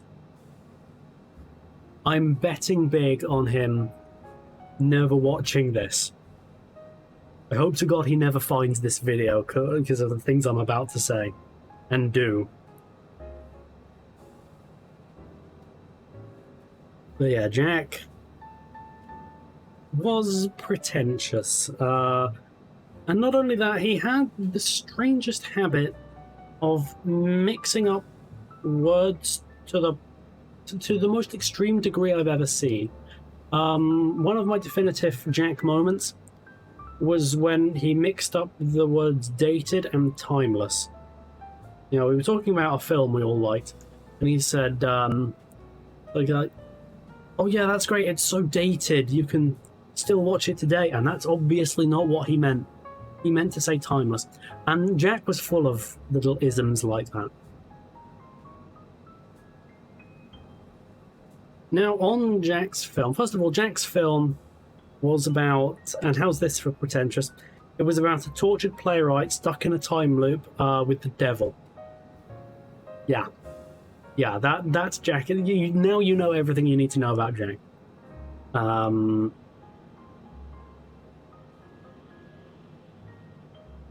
And I was... Well, at first I was assigned to do the lighting on Jack's film. In the end, I ended up doing the sound. I don't think I really ended up touching the lighting. But, I'll never forget this. This might be my definitive university memory. So when someone is telling you how they want the lighting to be, what words might come to mind? You might say, I want low-key lighting, stark lighting, flat lighting. I'm willing to bet what did not come to your head was the word playful. What is playful lighting? Day and night I ruminate on that. I cannot figure out what playful lighting is. And sure enough, in the final film, it's just kind of flat and even. It's kind of the opposite of what I imagine I have the vaguest conception playful might mean.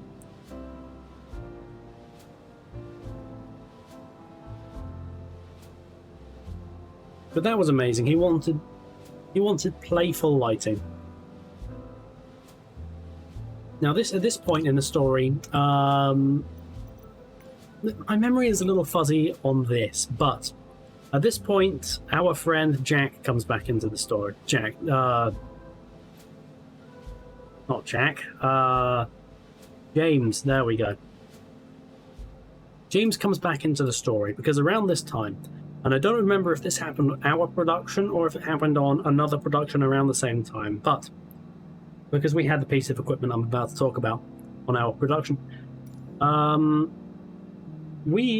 the university had a grand total of 1 gimbal. What's a gimbal? I'm glad you asked. It is a great, and I'm probably not using the word gimbal correctly there. It probably wasn't even called a gimbal.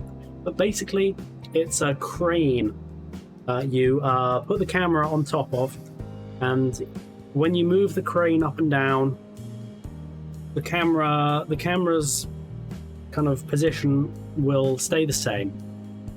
Right, it'll stay pointing in the same direction, and you do this to kind of emulate, I guess in the modern day you would do it to emulate a drone shot, but a helicopter shot basically. That's what it's for. And whether it was our production or someone else's, like I say, I don't remember, but James wanted this piece of equipment and did not book it in time. Someone else had it, possibly us at the time. And he asked if he could borrow it. He was told no, fair enough. Someone else got there first, James. I'm sorry, that's what happened. You know what James did after that? He tried to steal it. He tried to steal the... Again, I hope James doesn't see this video, fucking hell. He tried to take the crane from whichever group had it, and it's a hefty piece of equipment.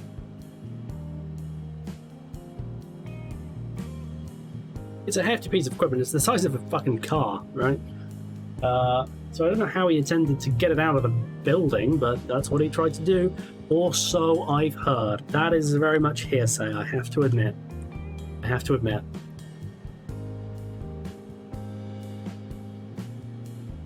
But yeah, that incident... Yeah, it's in later years, it's very much helped me make up my mind about quite how I felt about James, even though I did let him borrow my television around the same time because he needed it for his film. Whatever.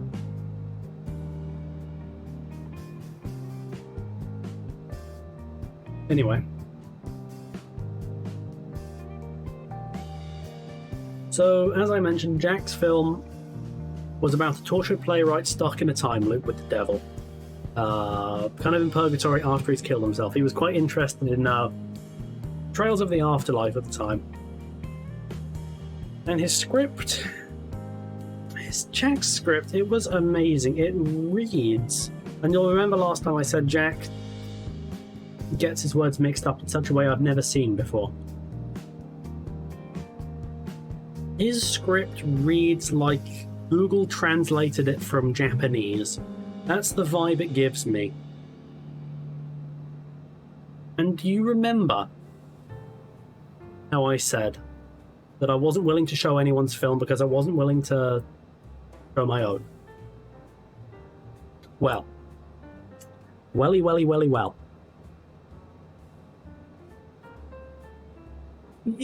You don't go to the National Gallery and go, you know what, let's skip the sunflowers. You don't go to the Louvre and go, you know what, let's not bother with the Mona Lisa. And when discussing the film productions of Group 1B, you do not skip Jack's script. Indeed, the 15th 1-5 draft of Jack's script. You just don't do it. And so at this point, I'd like to ask the Flight Sim World Tour in-house band, could you kill the jazz for me a second? Could you kill the jazz? Thank you. And in-flight band, I wonder if you could give me something more, give me some Handel, maybe? Can you give me some Handel?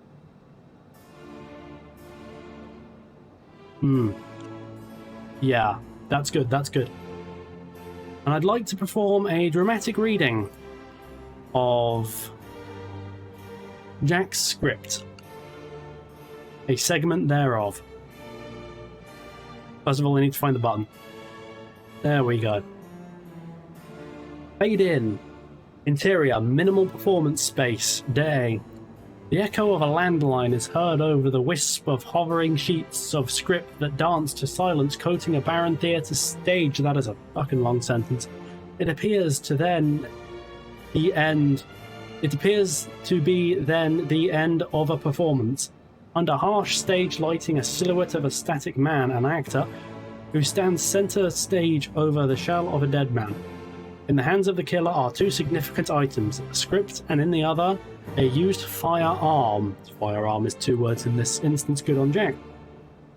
The killer stands stiff in shock of his act in what looks like a murder scene. Abraham is sat 3 rows back in the shadow of the auditorium. Abraham is distracted by a strange figure, Charon, who draws his attention by applauding the performance on stage. Abraham shows slight announces by the ringing of a strange, deliberately placed phone. Who done it? Abraham looks to the strange figure and indulges with his response. Excuse me, who pulled the trigger? Were you watching closely? I was, but I think I'm struggling with the ending. Come. Charon looks to a flyer issuing the name of Abraham's play, The Act of Innocence. And I'd like to point out that he's used an odd combination of quotation marks there. Good on Jack again. Charon brushes his hand over the title cover. I prefer mine. Well, don't spoil it for me. A great writer knows not to reveal his greatest twist. The sound of a poetry. Abraham attempts not to let Charon break his concentration. A writer. Oh, and a great one? Beat. What do you think? It's a pleasure, Mr. Carroll. The hat is off to a fine story. Proud? It is certainly warm and glories under the spotlight. Rightly so. A great story from as it stands, an extraordinary imagination on your part. You dream, I guess? When I sleep. I myself have woken up to what many would call an indescribable experience. Oh really, and what would that be? Dying. So at this point, I think you get the vibe of Jack's script, right? Where's the line? The sound of a poetry, that line has lived rent-free in my brain for 5 years now, and it will continue to do so until the end of time. The sound of a poetry. I love that line. Again, this is draft 15. These are the mistakes you get rid of for draft 2. 15. 1-5. This is draft 15. Incredible. Now I wonder, there was another bit I wanted to read, because like it gets more incoherent as it goes on. You already don't know what the fuck the film's about.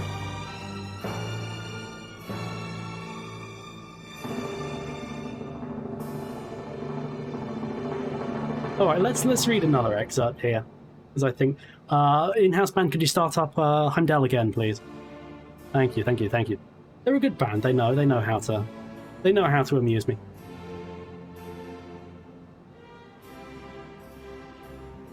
Now, what do I want to read?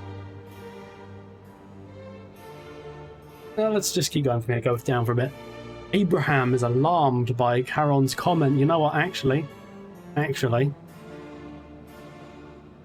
Okay.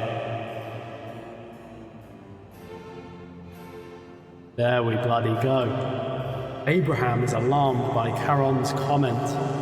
Very deep for a conversation to have will a stranger. Not really. Charon looks at Abraham and smiles with familiarity. Where are you going with this? Consider it food for thought. And how? Who are you? Charon casually. So oblivious. One with an eye for tales of murder, yet you don't need the attributes for the role as detective, do you? See what I mean when I say it sounds like it was translated from Japanese. You're looking way too closely. Abraham's eyes, well, okay, his name is Abraham now, was Abraham earlier, and indeed it goes on to be that again. eyes wander around the room, looking behind more empty chairs that cave him in. It's not what that means. At what? Karen winks at Abraham and hints at the stage. It is down to you, Inspector. What don't you see? Abraham head tilts back to the stage. He notices that now no one is now on the stage, and what remains is a red self-standing door. Okay, this is going to be this last little bit of dialogue here. I think there's going to be some good incoherence.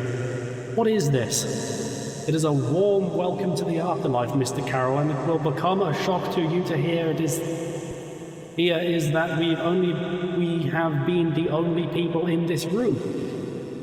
May I say, not a great turnout, not very popular amongst the living, were you? Why do you speak of my life in past tense? Because it is. What you refer to as dreams are merely crumbs of what you remember in life. I'm guessing not a lot. I'm dead? We are. I can only assume that one of us killed the other. My money is on you. Would you like 1, 2, or 3? Excuse me? Charon appears to be holding a teacup. He stirs it with his left hand. Abraham is confused as he notices these nothing in it. 1, 2, or 3? You serious? I'll let you know when I am not. These nothing there. These nothing there, okay. Neither are you. You're dead much like I, as well as this meaningless cup of tea. We do not exist. A life? Purpose? These are pleasantries we are no longer concerned with. No purpose is no life. I think we can leave it there. I like to think I've demonstrated the masterful. I've still got my echo on, haven't I? I feel like I've demonstrated the act of innocence. I hope my echo is working there. I've not used it in a while. Don't know if it still works. You know how these things can be. Things just decide to not work sometimes. I don't know. But, okay, thank you. The Flight Sim World Tour in-flight orchestra, ladies and gentlemen. Can we give them a round of applause? I mean, I'd make a round of applause, but my applause hotkeys are not working. No, they are not working. Cool. But, yes. Right, so I feel like I've given an ample demonstration of Jack's film there. And now I quickly want to check... Ooh, banking, that's exciting. And now I want to check the VFR map, see quite where we are. Alright. Maybe a little over halfway. I'd say so. A little over halfway. Right, so...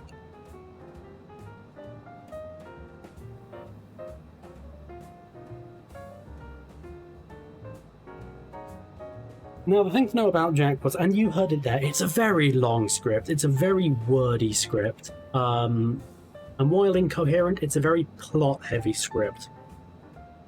And so that would make it difficult to cut things out. It would especially make it difficult to cut things out when your film is over twice the length that is allowed by the project. Jack's film ran 14 minutes. It was meant to run 7. So he did not have a fun time while editing, I'll tell you that much.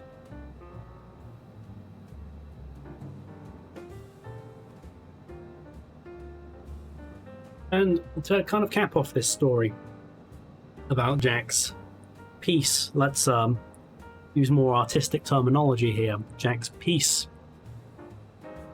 I'll give you this piece of advice.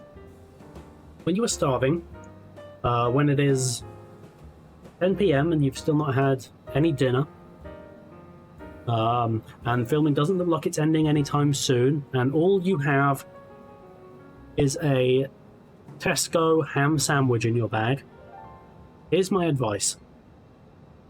Don't read the ingredients on the back. Live in blissful ignorance and just have the sandwich. It's just normal ham in that sandwich. I promise you, there's nothing unusual or sickening about the ingredients of Tesco ham sandwiches. Just eat the sandwich. Don't think, just eat. That's my advice. Spare yourself the pain. But that was Jack's film, over and done with. And keep in mind, by this point, I'd not even started editing my film. I remember Dom had already done like a few cuts of his. I couldn't stand to look at my own footage. I kind of hated the way it had gone so much, and that would continue. It would reach a head on one of the last weeks of the third and final term, when I'd been staring at this film I wasn't entirely satisfied with for so long, editing every little detail, and I had to show it in front of people. And the very thought made me feel physically sick. No joke. The thought of showing it to people made me want to run away and throw up. True enough, though, that was the absolute low point of the project, I have to say. When I truly hated the idea of even my film. Hated it. But you know what? The brightest da-da-da comes right before the dawn or some shit. And after that, I started feeling a little better about it. Sure enough, the project was done a week later, and I didn't have to concern myself. A week or two later, and I didn't have to concern myself with it any further.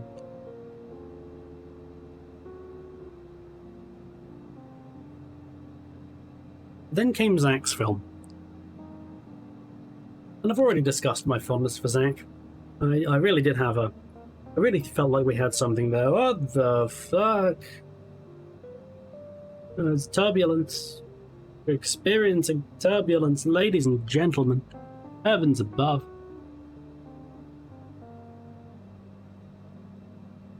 But yeah, Zach... You see, Zach had, I feel like, learned from all the other productions. I feel like he was in the luckiest position, which is that he got to go last. He got to take everything on board. He got to see what went right and what went wrong, and he implemented all his learnings into his film. And this was another smaller production. And I think the reason I feel like it's the best one, although who knows if it holds up, probably not, I'll be blunt, is that it's very bitterly toned. The film is about Justin, right? Even though he'd left by that point, and we never heard from him again, thank God, the scars remained, right? People were still bitter that they had to experience Justin. People were not happy at getting the full Justin treatment. And the film is about an angry, useless guest lecturer that comes in and gives this horrible rant to unsuspecting students. And everything just went perfectly smoothly. Zach knew what he was doing. So did everyone else. I remember I didn't get along with one of the actors. But that maybe I don't know about that. It came off abrasive to me, I felt. I remember the sound. I was, again, recording the sound. Recording the sound was difficult because we were filming in a building that was right on the edge of an intersection. A busy intersection in the middle of the day. So kind of filming around the noise. I mean, good luck, but that's not happening. And so Zach's filming block came and went, broadly without incident. And I'd still not started editing my film. Reluctantly, after that, I started. Hated every second of it. I realised I just outright forgot a major shot that like connects two scenes. So I had to conscript my mum to act as a body double. And I reshot it with a completely different camera. Guess what? No one noticed. So much for the lens fetish James and Dom had.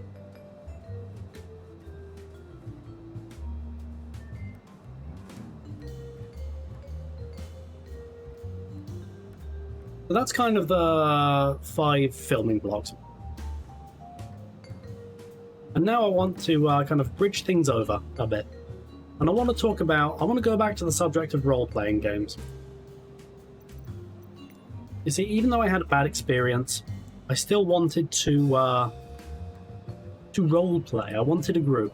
The plane is flopping around again. Why are you doing this, my beloved plane? Is it because you're turning? I think it is. Heavens above. But yes. And I still wanted to role-play. And sure enough, we found a group in Athena Games. Who were... How do I phrase this diplomatically? A bunch of oddballs. If I were in one of my angrier moods, I would call them sad sacks, hypocrites, and morons. But I will call them oddballs. I remember it was a group role-playing and trauma dumping. My speed is getting too high. Go down, speed.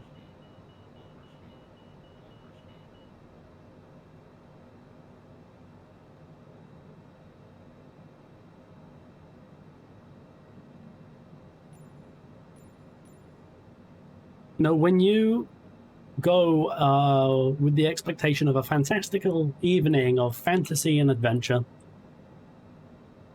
something you don't want to hear about is, yeah, me and my wife, we can't have children, I'm infertile. Fucking hell. Yeah, it's my foster parents are kicking me out. I don't have anywhere to live, but a friend, you know, he's going to let me stay on his couch for a little while. Like, Jesus Christ, there's a time and a place to be, and I sympathize, I do, but there's a time and a place to dump these traumas, and it is not during Dungeons and Dragons, I feel, right? Getting a bit personal. And the aforementioned infertile person, I'm sorry, that is the main thing I take away from him. The main thing I remember him from, I should say. Which is cold, I admit, but hey, the brain remembers what the brain remembers. He was irritating. And this is going to sound so typical of me. The straw that broke the camel's back with him, for me, was when he got Star Trek wrong. Which is ultimately such a who cares thing, but he was extremely bullheaded about it. I remember he said... well, I don't remember exactly what he said, but he got a fact straight up wrong about Star Trek. And this was, I don't know, maybe a little confrontation of me. I said, I don't think that's right. Again, I'm just inhabiting that person that told me that's not right. In my first D&D session, I admit the hypocrisy. Thy name is Alistair FT, please follow. Oh god, I spilled lemonade down myself. Fuck.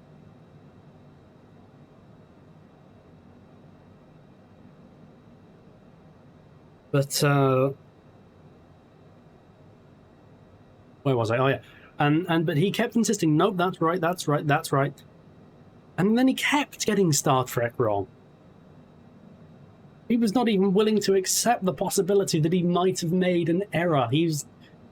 I don't know. As I say that out loud, God, that's so fucking petty of me, isn't it? But it bugged me. And he was, on the one hand, he was keen to hear about the pressure his disability, his wife's disability living allowance was putting on him, on their family, perhaps I should say. And I shan't linger on that. My sympathies are, of course, with her, for whatever condition or state she may be in. But what bugged me was when a few sessions later he brought in... He'd always bought something new. And I remember, like, one time he brought in a new CD he'd bought. Which really annoyed me because, you know, are you in your darkest of days, or are you willy-nilly buying CDs? I don't know. And the other person in the group was one of the other people in the group, was extremely belligerent. You know, whenever anything was happening in the story, in this role-playing game, he wanted everyone to know he didn't get it. You know, what? What? What do you mean? What's going on? And everyone was irritated by him. Everyone. Almost openly. Not quite, but almost openly irritated by him.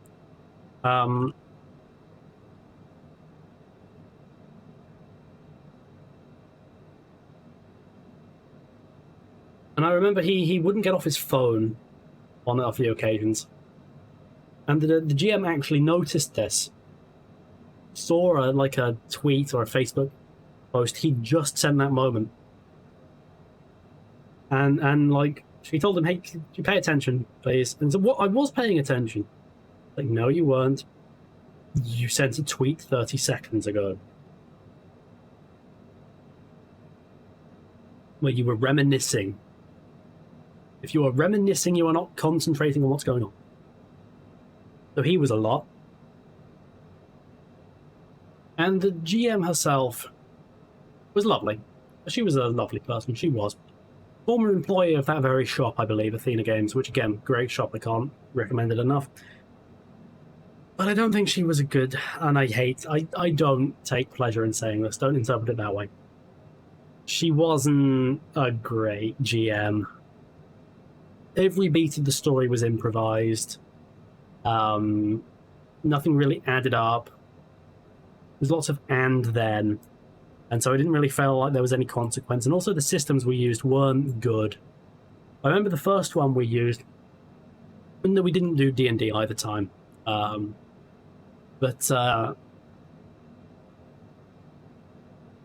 first one, I think it was called like Dungeon World or something like that? Dungeon Land? I don't remember.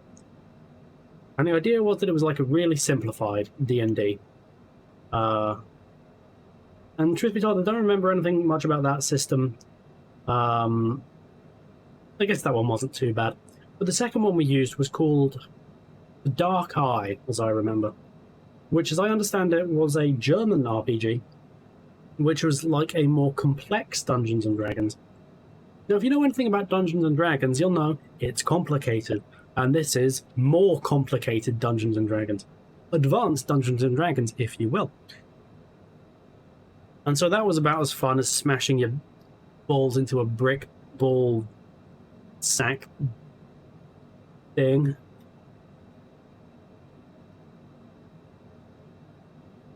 We all have one of those at home. And, oh, God, I dropped some paint on my computer. I mean, it was in the bottle, so that's fine. Whatever. Anyway. And yeah, that system was bad. It's like, I didn't have a clue how to play it. I didn't understand how any of the mechanics worked. And between that and some irritating players around the table and not so fun story, I stopped going at a certain point. I called it quits. Actually, it was really close to the end of university, I remember anyway, so I don't know. But yeah, no, I stopped going eventually. Which I wasn't exactly happy about because I wanted to like it, but I just didn't, so I left. And I remember that was alternating Thursdays with the Tabletop Game Society that I mentioned earlier. And I had a much better time there. Even though some actually fairly comparable problems cropped up, but there we go. Am I not playing any music? Oh my, how long has my jazz been stopped? Good lord. I do apologise. I will be punishing the in-flight band, I can promise you that. There will be retribution. And it will be violent.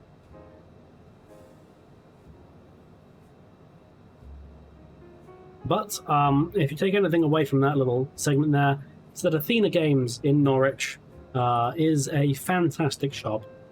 Legitimately, there is no other shop like it. There's lots of shops like it. That's a patent lie. But I had such good times at Athena Games. And right by them was the greatest fish and chip shop I had ever been to, and they allowed food indoors. That was the other great thing about them. I remember one time I was like stood outside the shop. I needed some air for whatever reason, and someone who was playing, I don't remember what, Yu-Gi-Oh, Magic, Pokemon, I don't know, some collectible card game or other. He was standing outside as well. I think he was having a cigarette or something, or he was just kind of calming down, I don't know. And his friend came out, and furiously he said, "These are the worst players I've ever played against." Which, fuck you. First of all, that always stuck with me. Just a man very bitter that the people in the shop were not as good as him at Magic. That's... fuck that. Just try and have a good time or fucking leave. I don't know. Says the person who just spent half an hour ranting about a role-playing group he wasn't enjoying. Mind you, I didn't think I was better than those players. I was just irked by them. Am I a hypocrite? Probably. Probably. Oh, bloody well.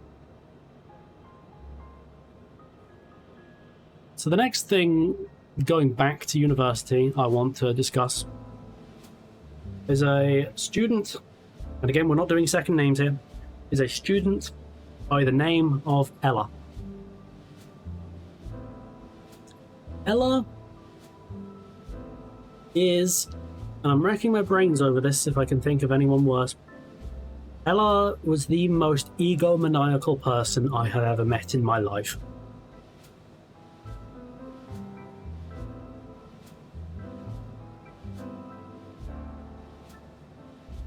She ostensibly, and she had first of all, she had a physical disability, which is not the reason I disliked her. Let's make that perfectly clear. Nothing but sympathy for that particular aspect of her existence. Not that she'd want my sympathy, of course, but there we go. Ostensibly, she wanted to make films that represented disabled people, which is a noble goal. I really think that's a noble goal, right? Underrepresented. It's horrendously underrepresented in media. So hey, you want to change that? Good for you. Wish you all the best. But as time went on, it became clear that the reality was that she wanted to show off how amazing she was. She wanted to say, look how noble and amazing a disabled person I am. Look at how talented I am with my disability. Other people were secondary at best. And one time, she won an award. It wasn't a noteworthy award, it wasn't like a BAFTA or anything. It was like, as I recall, it was like some German bank or something gave her this award. I don't quite know for what, but regardless, she got an award from a German bank. As I recall, it was a bank. And it was a film. She kept animals, which will become relevant in a moment. Kept animals, and she made a film about turtles poking their head out of their shells very slowly as kind of the lights got brighter. And I remember when she was talking about it, first of all, she like lauded that over everyone. She would just refer to her own film constantly like it was some famous masterpiece. And she admitted in front of the class that she got teary-eyed over her own film. Reminds me of a somewhat different filmmaker. Steven Seagal once came out of his trailer. Someone asked him what was up, and Steven Seagal said he'd just read the greatest script he had ever read. And he was asked who wrote it. And Steven Seagal's reply was, I did. But what I'm saying is that Ella was eerily similar to Steven Seagal in that respect. Not in many others. I think she was in better shape than Steven Seagal. That's not hard. The other thing to know about her, very painful, high-pitched, constant laugh. She would fill the entire room with this banshee-like scream that was an impression of a laugh. You know, Ella wanted you to know that Ella had found something amusing. And, okay, I mentioned her affection for animals, because she was the most stereotypical vegan. I want you to imagine every vegan stereotype. The most nasty, awful ones you know aren't true, but you know exist, right? Ella embodied them all. I remember, and this is hearsay, I have to admit, this is a second-hand account, but given the source and given who Ella was, I'm willing to believe this. He was on some shoot or other, and there was no vegan option in the craft services such as they were. And this wasn't like a professional craft service, job. We're all students. We're just kind of going down Tesco, buying whatever we can think of, and then like showing up with it. Here's some fruit, here's a sandwich, don't read the ingredients on the bag, that kind of thing. And there's no vegan option for Ella. What do you do at that point? Well, maybe you take the person in charge of, catering aside, which is probably the director, and you say, hey, I notice there's no vegan option here. I can't really have any of this. Could you, maybe keep that in mind in the future? And the director would go, okay, I'm sorry, I will keep that in mind in the future. Thank you for telling me. Or, alternatively, you could bring your own food. I know she was very into her cooking. She liked to cook. So I know she was perfectly capable of doing that. So those are just two options. I'm sure there are even more. You'd go out during a break and buy lunch, for example. But no, what Ella chose to do was scream at the director that there was no vegan option. Absolutely bellow at him. Publicly shame the director that he had not lived up to Ella's expectation, because Ella is God and Ella will be held as magnificent and witnessed with awe. She is Ella and Ella is God. I remember another incident, and I was present for this one. This was in the first year, I think. And the entire group, there was a thing where like all the groups had to go up in front of the class and explain, how their film was going and what they're going to do next, all this. And Ella, who I imagine was the director, I don't think her ego would permit her to be anything less than a writer director at all times. She publicly shamed her group in front of the entire class. I don't remember exactly what she said, but it was something like, I think some of us need to do a little better, or concentrate a little more, or some of us need to keep in mind this kind of thing. And it was just such a fucking hell. You don't do that in front of the class. Such a dick move. You would do that in private if you insist, if you're really that comfortable with being so abrasive. Don't do it in front of 50 people. That's just horrible. Absolutely horrible.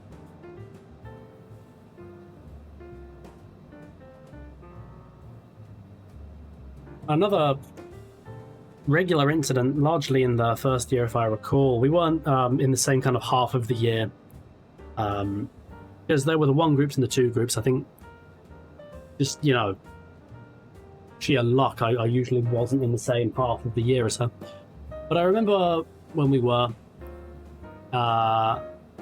maybe this was an all-year meeting. Like I say, I don't entirely recall. There was... I mentioned her physical disability. She was partially wheelchair-bound. That's not what I'm ragging on here. I'll reinforce that. Not ragging on her for being disabled. That would be monstrous, and I'm not doing that.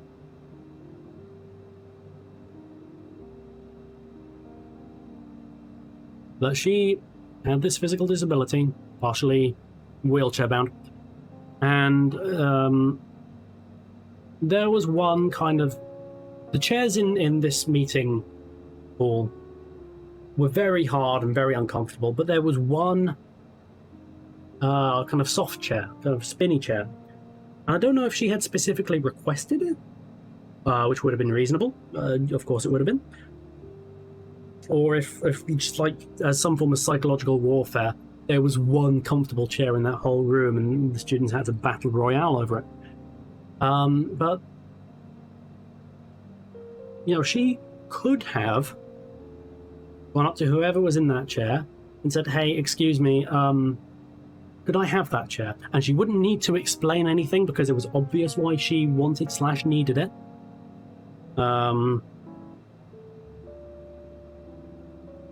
Just, can I have this chair? And the entirely reasonable person on the receiving end of the request would have gone, of course you can, and given it to her. No need to make anything, and no need to make a bigger deal of it than that, right? Well, Ella was, Ella had a PhD in making a bigger deal of things than there needed to be.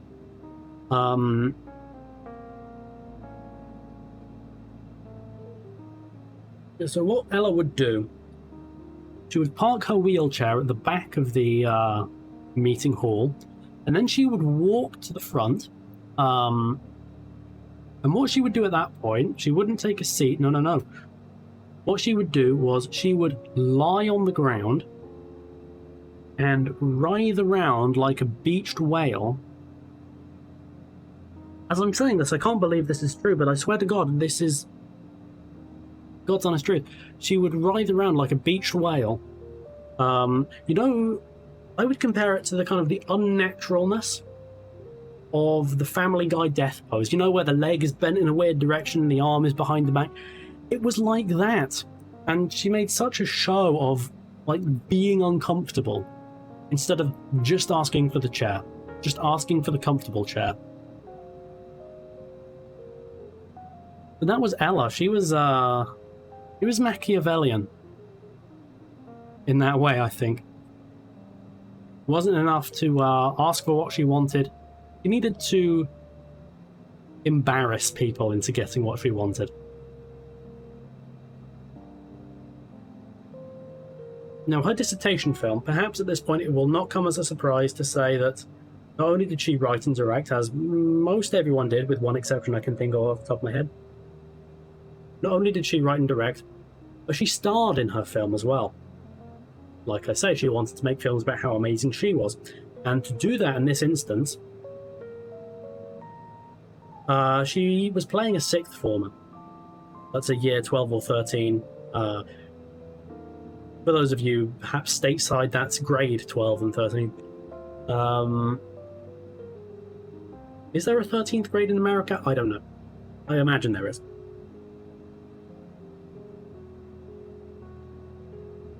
And in this film, she plays a sixth former, and there is a scene in which she reads her own poetry that she wrote personally herself, very slowly, very dramatically. And the arc of the film has to do with her making love to a cleaning lady in a cupboard.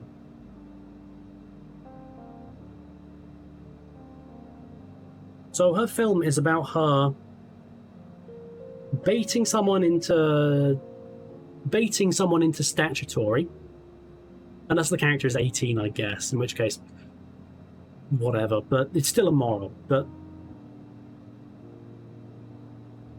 so the film is about her baiting a cleaning lady into statutory, and reading her poetry. The greatest egomaniac I have ever met. Luckily, I never had a direct conversation with her. I'm not sure I could have tolerated that. But every time the whole year met up, Ella had to make some kind of display. Insufferable beyond words. It really was. But why don't I mention actually a part of the course I did like? Maybe that'll make a welcome change of pace. The third year was headed, I don't know if it was headed, but it certainly felt like it was, by a man by the name of Suri Krishnama, who is a filmmaker to this day. He's directed feature films, he's nothing like huge, but he is a working director. And he was really, down to earth and really personable and funny, and he would give great advice. I mean, sometimes he'd give absolutely shit advice, but that was just film school.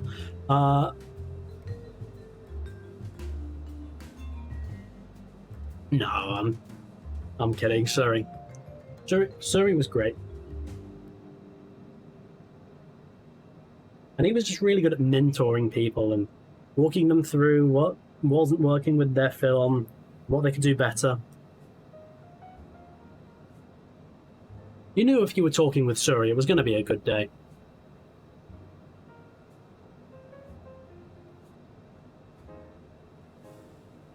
Another good thing about the third year, we finally got access to filmmaking facilities.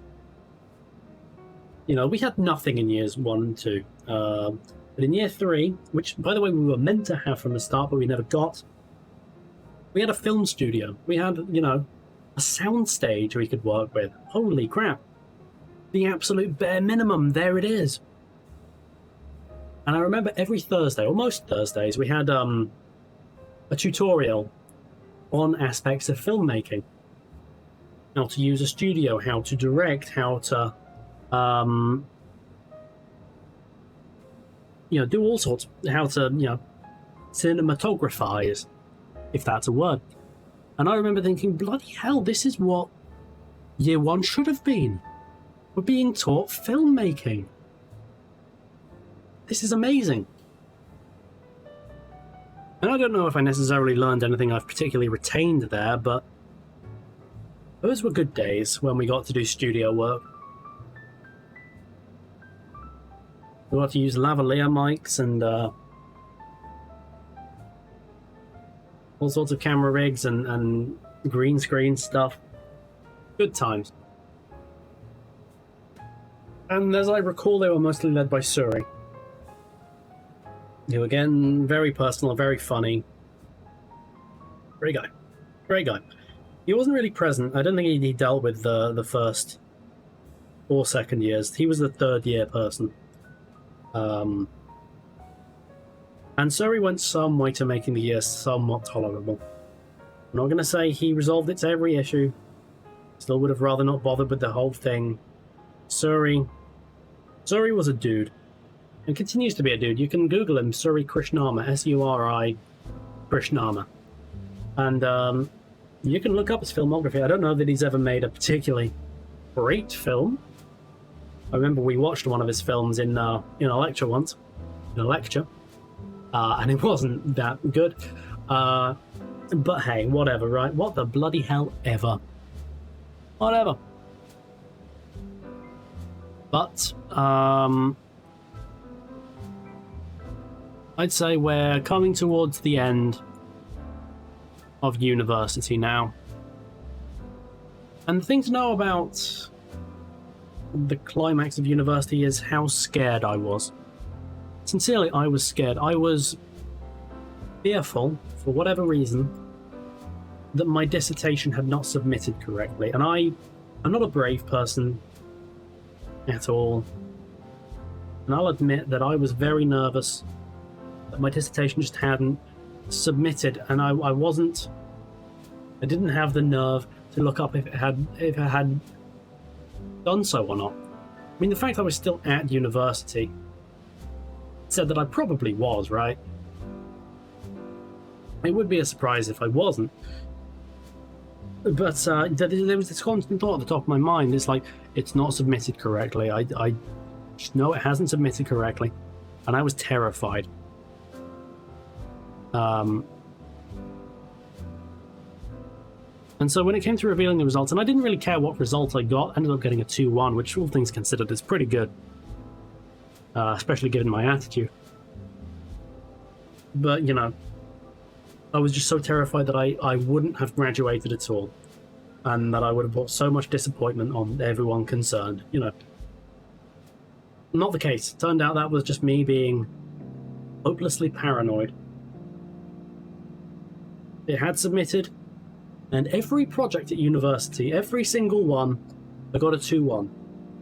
The ones I put my heart into, the ones I was apathetic towards, the ones I actively despised, all 2-1. So my mood didn't matter one iota. Which was hella something. And that, I think, came probably as one of the greatest relieves of my life so far, you know?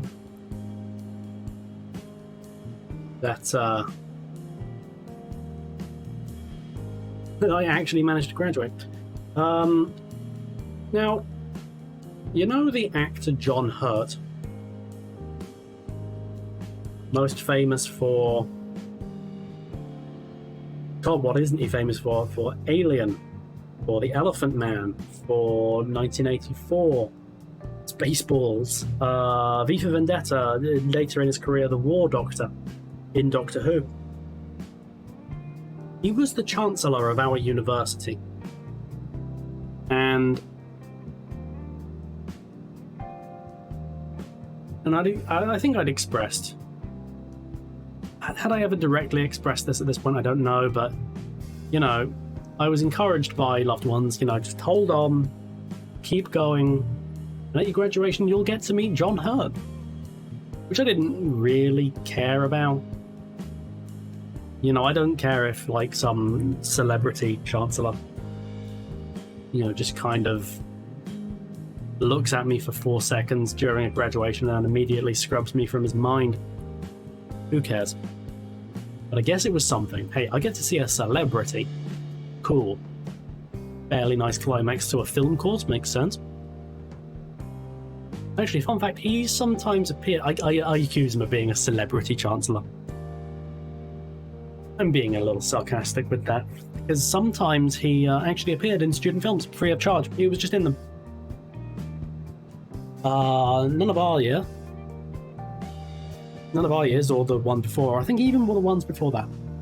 But he did that from time to time.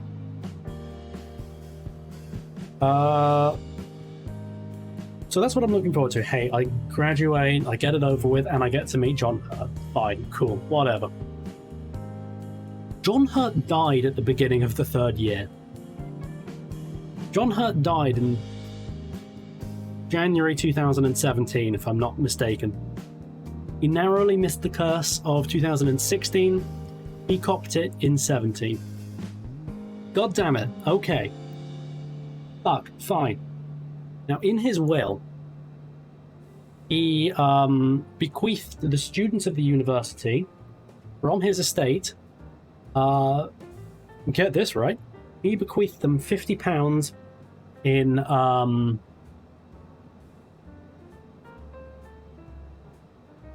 printer allowance. Now that sounds overwhelmingly useful if you're, say, in the photography department, in the graphic design department.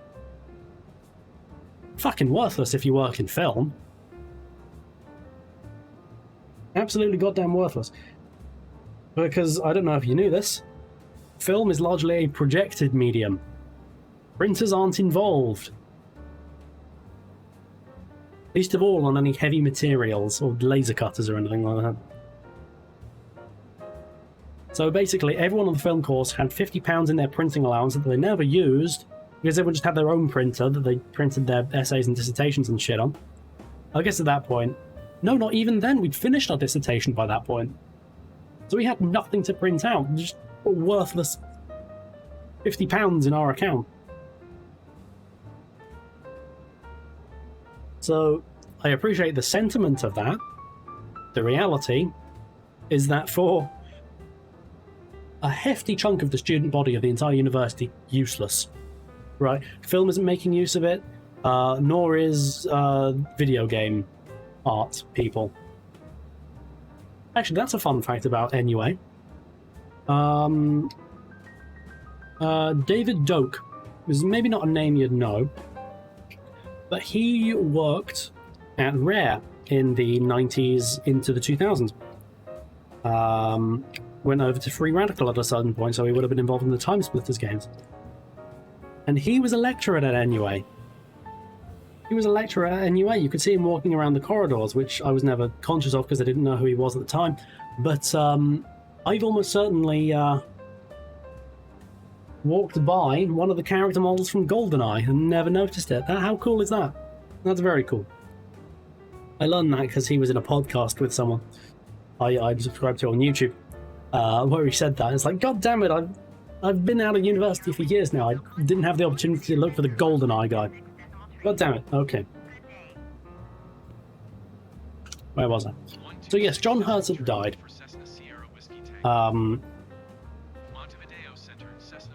And this was a very solemn time for the university, you know, the Chancellor passing away fairly unexpectedly. I think he died of, like, pancreatic cancer, not to linger on it.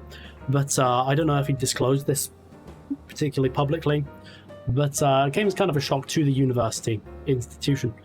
And at graduation, which I got to do, again, stunned me. What did ATC just say to me? Continue. Okay, cool. I can do that. Anyway, so graduation rolls around, and it's a nice enough ceremony. It's standard, you know, graduation fare in that it's too long, and you know, the clothes are kind of stuffy, and it's just one student coming up after the other. And at that graduation, John Hutt's widow actually gave a speech. Specifically, she gave the speech that Hurt had given, I think, the year before. Because, you know, he wasn't exactly putting out any new material. So I guess that was nice, if maybe a touch on the solemn side for a graduation to have, you know, a memorial in the middle of it, but whatever. I wonder who the Chancellor is now, actually. I don't know. But do you know who received an honorary degree at graduation? Which celebrity they'd gotten up to give a speech, put on the fancy clothes? It was Graham Linehan. Yeah. Now, this was before he outed himself as one of the most, you know, militant transphobes in the entirety of the internet. So it's not like the university was going for shock value. Oh, look who we got for the the honorary degree, you know. How do you like that, SJWs? No, they weren't doing that. At that point, he was simply a beloved comedy writer that we had no reason to think was a irredeemable piece of shit. But that's my big takeaway, is that, and they'd never do it these days, I hope. I suspect they wouldn't do it these days. You know, there's a lot of kind of LGBT people at that university. They would not get his kind these days. Thank God. But I remember his speech. It was a fairly bog standard, you know, honorary degree speech. You know, it was, you know, trust in yourself and work hard and you can achieve anything. You know, it was just platitudes, as, you know, all speeches are. But boy, has that become weird in later years.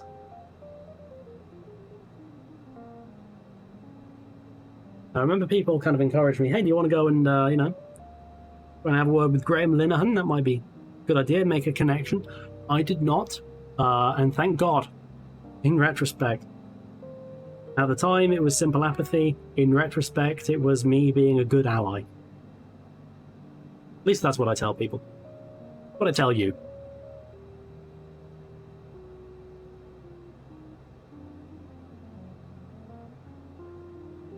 Now, the other noteworthy thing about graduation was, oh yeah, Ella got a massive, like, standing ovation, which, ugh. Fuck off. But anyway, that happened. The other thing that happened was we had a degree show, as most art universities do. And they relied on this degree show being staffed by the students themselves. Purely voluntarily, there was no monetary benefit. But they had problems getting people to staff it. And the reasons, when you think about them, are kind of, as to why, are kind of obvious, aren't they? Because by the time the degree show is going on, we've graduated. And are industry types showing up for these events? No. It's just the parents. Are the parents going to offer us a filmmaking job? Of course they're not. We got a lot of guilt-tripping emails. We still don't have people to staff this time slot. This is your future. You have to do it. And again, we had graduated. It doesn't affect anything anymore. We don't need to do what you say in any way because it will not affect our degree. And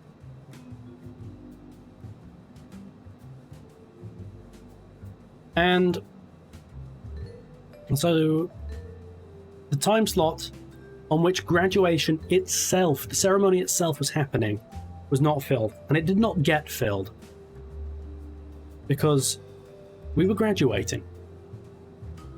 Because all the prospective viewers were watching the graduation. Do you see how that works? And so we get the ultimate guilt-tripping email from a person called Liam, who otherwise was a really nice guy, but he was very irksome in these emails. And he said, well, we've got no one to staff the show. Guess it's going to have to close for this time slot. No one's fault but your own. Right, let me get this straight. You expect us to miss our graduation to make sure that a projector is working. Do you hear yourself, Liam? Do you hear yourself? Good lord.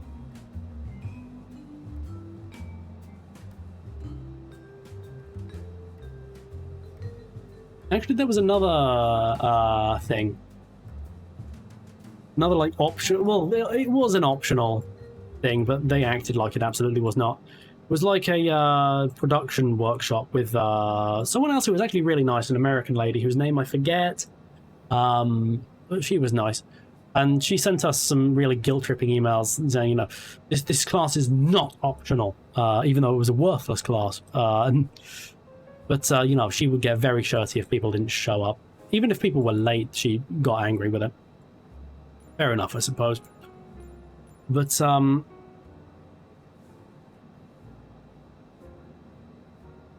yep, so I think most people showed up to these workshops for fear of letting her down, because, she was A, very nice, and B, she would send shirty emails, even though her class was just amounted to useless wishing upon a star. It was a fucking terrible workshop.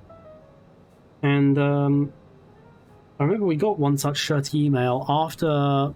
This was a few days after we'd handed in our final project, handed in our finished films and all related materials. And by that point, you just think, what the fuck ever? Who cares? We're done. We've graduated. Or if we haven't graduated, we have completed the course, right? There is nothing more to do or say. With all due respect, we're done with you.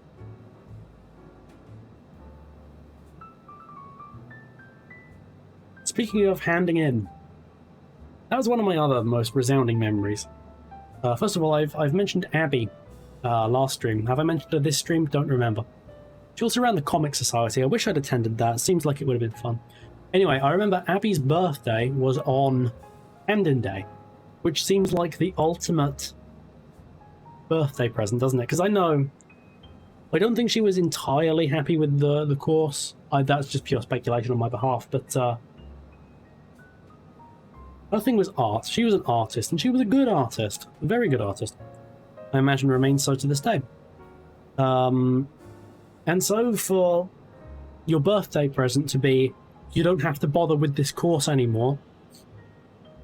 What a paradise of a present that must have been. That's not a phrase. What the hell am I saying?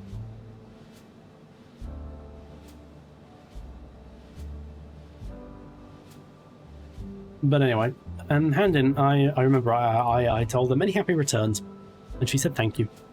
Like I say, Abby was lovely. Absolutely lovely. And I remember Handin. I remember, first of all, Shane was being Shane. He was running up and down, running about, like, ranting about sound files, which is not what you want to hear when you've graduated. Or what? When you're about to hand in, I should say. Graduation happened moments later. Well, a month later, but completing the course happened moments later. There we go. And he was running up and down, ranting about sound files in a way that is not the thing you want to hear when you're about to hand in. Right? Because he's not being coherent. He's just running around and sweating and, you know, kicking up a fuss. And it ended up being actually completely nothing. I was asked about sound files by an actual teacher later on. I didn't have them, which was a bit of a worry. But then they just went, don't worry, we can generate them. Oh, fine, cool. All right, great. Turns out it wasn't worth running and screaming about. Actually, I remember I did have those files, but I deleted them because I didn't think they were relevant. Turns out they were very relevant.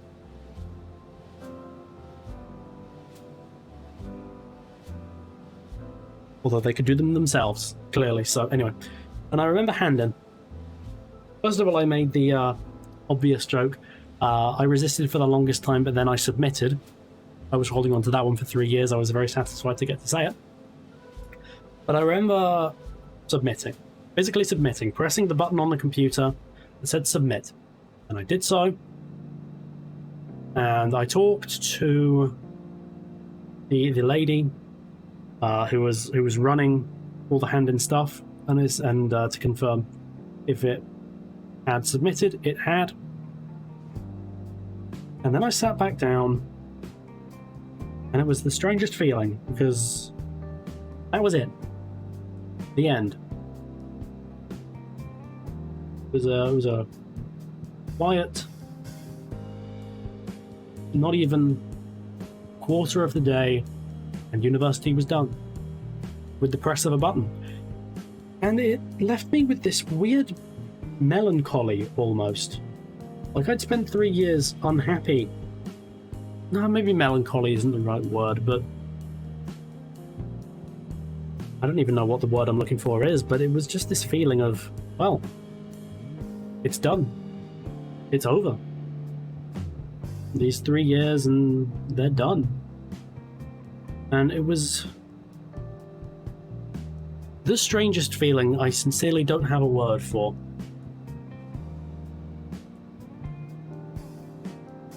Of just being so conscious of counting down the days until it's finished, until I can stop having to hang out with these, this year, the majority of whom I'm not getting along with. I don't have to deal with these, egos, perhaps mine included, that were annoying me. It's just done. It's over now. You can go home. You've done all you need to do. All you can do. Except, man the graduation shows, which I did not do. And that was it. It was done. And I remember that day, right after Handin, while I was ruminating, and sometimes I still do ruminate on that feeling, I went to Yo Sushi, I remember, and I had, not so much sushi, I had the more chickeny stuff, because I don't like fish that much. Shrimp's okay. Prawns, I should say, I'm British. And yeah, what an odd day that was. What an odd day. What an odd mix of emotions. And that was it. Pretty much, I think that was the university experience according to Alistair. My views were heavily biased. Half of them were probably misremembered. I'm sure pretty much everyone from that class would say, hey, wait a minute, all that was bullshit.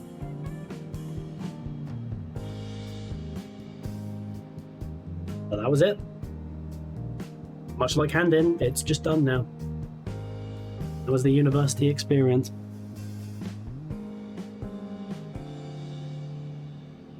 But the thing I took away most from university was a sincere love of the city of Norwich. A I grew to love Norwich. Truly I did. Let's decrease here. Montevideo Center, Cessna, Sierra Whiskey Tango. Request flight level 200. You know, Norwich has a big city atmosphere, Descend and maintain but flight level 200. a small town. Whiskey Tango. Well, what am I trying to say? It simultaneously has the vibe of a big city and a small town. What am I doing here? And it's just this really kind of quaint, casual place that I feel like really caters to everyone. You really won't find anywhere else like it in the UK, I think. If you're a fan of medieval architecture, perchance, you're spoiled for choice. I mentioned last stream how you literally cannot turn a corner without coming face to face with a medieval church. They're everywhere. And they're all magnificent, and there's, you know, 2 cathedrals. And the whole town is just steeped in history. The marketplace in Norwich, fun fact, has been in the exact same location since the 13th century, maybe 14th. 13th or 14th century. It's been in the exact same location, which is fascinating to me. You know, how much, you know, civilization in the city itself has progressed. Marketplace is still exactly where it was.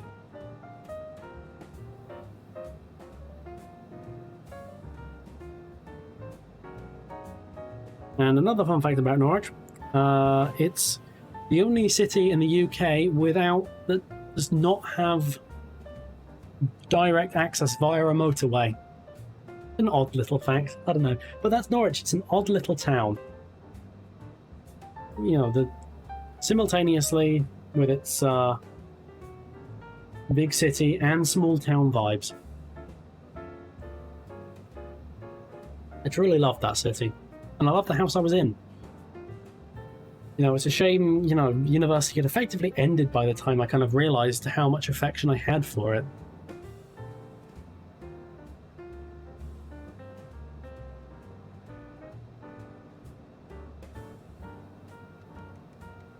Let's increase the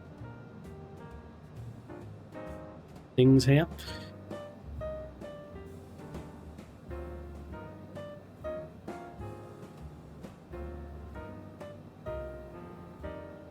I think it's ranked as one of the safest cities in the UK in terms of crime.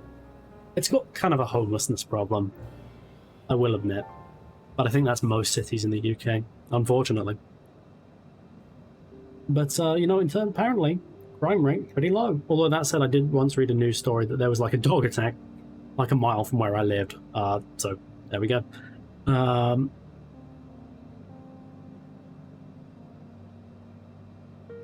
Yeah, apparently abnormally low crime rates for a UK city.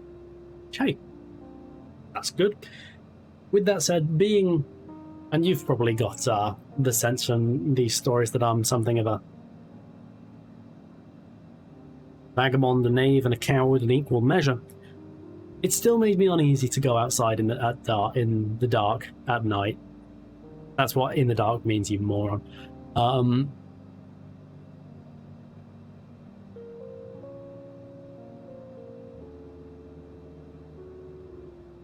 You know, I remember, I don't know, it's just something about, like, harsh streetlights on dark streets. On, like, dark, built-up streets. Makes me nervous, don't know what it is. Even though Norwich is, like, the softest town ever. But like I say, it does have a homelessness problem. And by extension, you know, goes with it, a mental health problem. So, you know, I was always a little nervous to go out at night. I remember one of the local cinemas, Cinema City it was called, it's a branch of Picture House. They were doing a showing of The Thing, John Carpenter's The Thing, and I was very excited for that. But as it got close to the time, it was a midnight showing, as I recall, and I just recall thinking, I don't want to walk home by myself, you know. Late at night, early hours of the morning by myself. That's, you know, like a living nightmare to me. So I ate that cost because I was too scared to do anything else. Yes, really. But that cinema, they did have a showing, I remember, of A Clockwork Orange, where I think there was an out-and-out fascist in attendance. It was like not only a screening of the film, it was like a discussion of its themes afterwards, which did not interest me in the slightest, but I kind of got suckered into it because I didn't leave in time. And the person hosting it asked, right, what's the point of, what do you think the message of this film is? And someone put their hand and very firmly said, the point of the film is that evil exists and we must seek it out and destroy it. That's not what I got from A Clockwork Orange, but okay. I seem to recall a lot of people were... I got that. I felt like the person hosting it was kind of taken aback by that.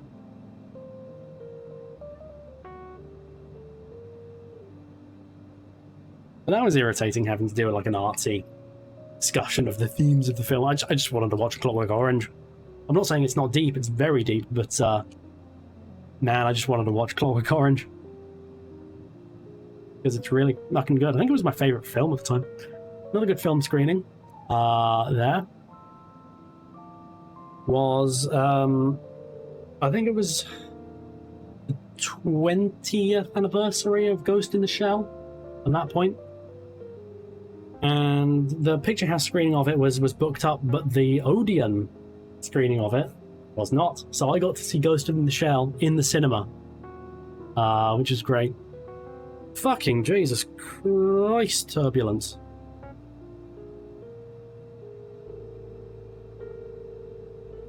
Jesus Christ. That Odeon, actually, that branch of Odeon, it was really nice. Most multiplexes, indeed most Odeons, are rubbish, right? Absolute crap.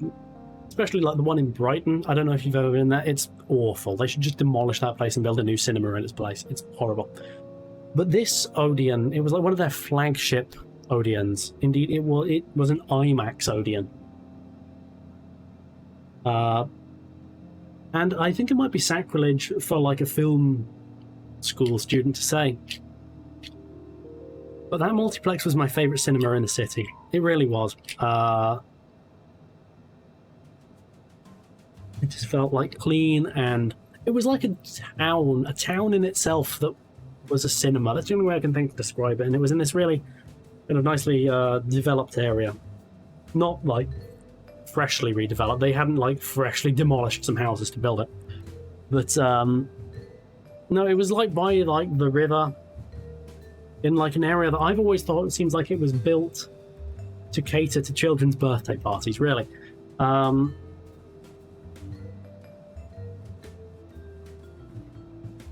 there's like so many like of the chain restaurants you know you shouldn't go, oh, but you fancy it tonight. You know, like your Nando's, your Pizza Hut, your Fridays, right? All these places, yeah, I should oppose. Oh, but I want a really fucking greasy burger and I'm willing to pay extortionate prices for it.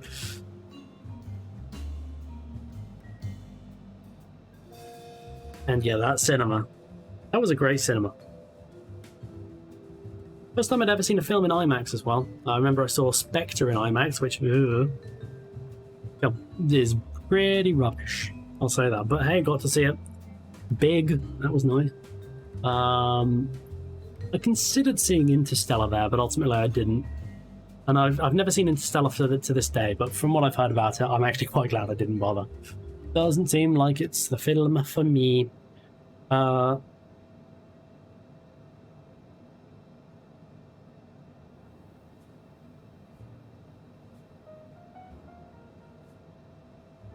What else did I see there in the IMAX?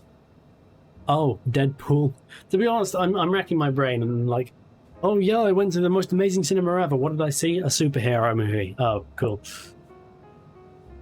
I think I saw Doctor Strange in the IMAX as well. No, it was Logan in the IMAX. Did I see that in the IMAX? I don't remember. Yes. Yes, I did. I saw Logan in the IMAX. And Logan's fucking brilliant film. I love that film. Best superhero movie ever made.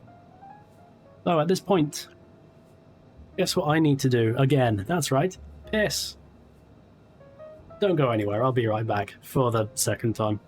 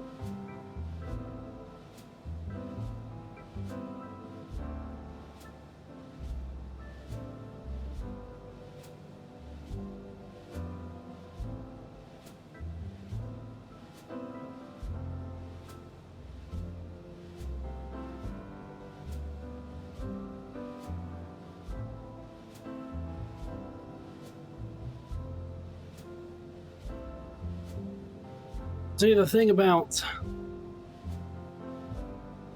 piss breaks, let's call a spade, is that it means you're drinking plenty. Which, as I understand it, Twitch streamers are often concerned about. That's a good thing, right? Hey, let's check, have ATC been saying anything at me? No, they haven't said anything at me, thankfully. Wonder if I should, how close are we to the target?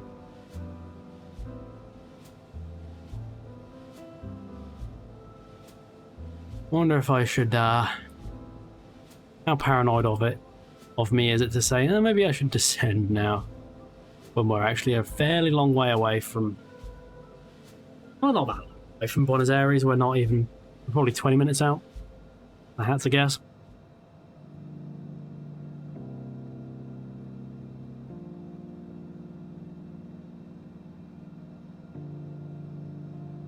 But no, I think I mentioned it up top. I might as well mention it again. That I have an archive channel now, which you'll find right below this this stream. It's the little YouTube symbol with a 2 on it. You can subscribe to that, and hey, if you miss any streams, you'll be you have somewhere where Twitch won't delete them after 7 days, which they're bringing that down. It used to be 14, and they're making it 7. That's horse crap. They're Amazon, right? They have the server space to hold every stream forever. YouTube has videos from 2006 on it. Twitch has the server space to hold every stream since the Justin TV days. I don't get that.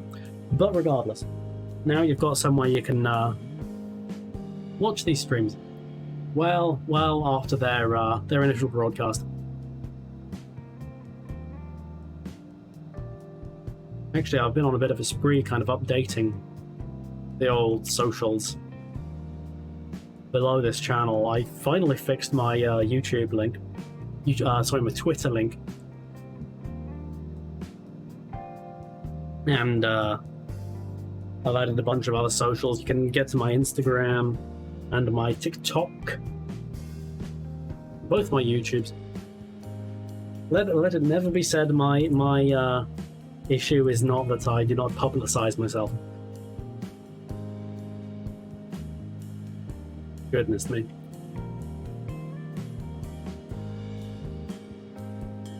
You know, so I'm sure there are more university tales I could tell. But I think that is the bulk, in more or less chronological order, with some exceptions. I think that is more or less the full university experience for me. And I hope you enjoyed it. Who knows whether this will actually help me recover from the experience.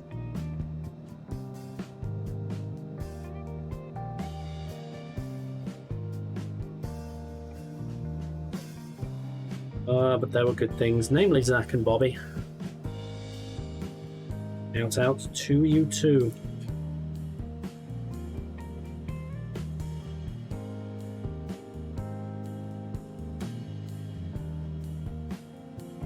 And to be fair, there were a lot of people I just never really got around to talking to because, you know, had no reason to. We were on different groups. I'm sure I feel like some of them I would have gotten along with. But alas. Oh, if perchance you were in the graduating class of 2017, the film and moving image production class of NUA, and you happen across this video, unless I've by name said you were a fucking dick, you were probably an alright kind of person.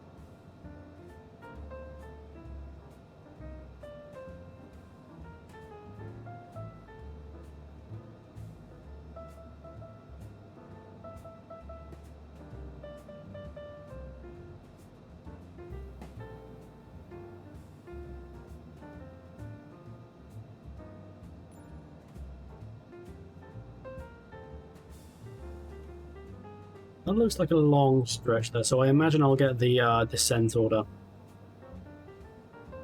around then. How am I doing on fuel, I wonder? Oh, fuel for days. Fine. I could do this entire flight again before I run out of fuel. I'm not going to. But I could.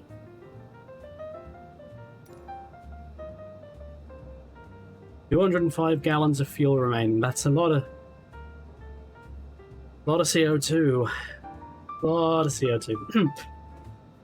Luckily, this plane is made of pixels.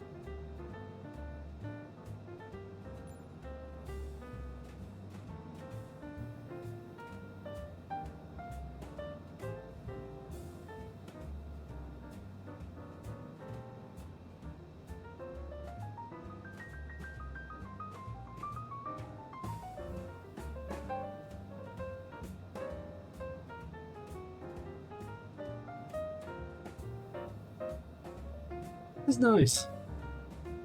The nighttime atmosphere and the jazz. I'm having a good time. And the light's on the slightest bit. Actually, which light? Okay, that's a slightly cold light, I think.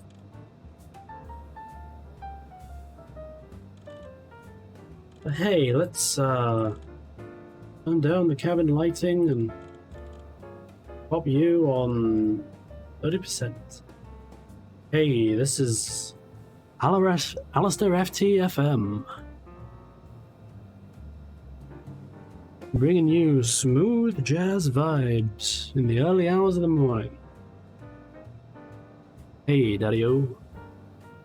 You know what jazz is? It's what we're playing. In a plane. Going to Buenos Aires.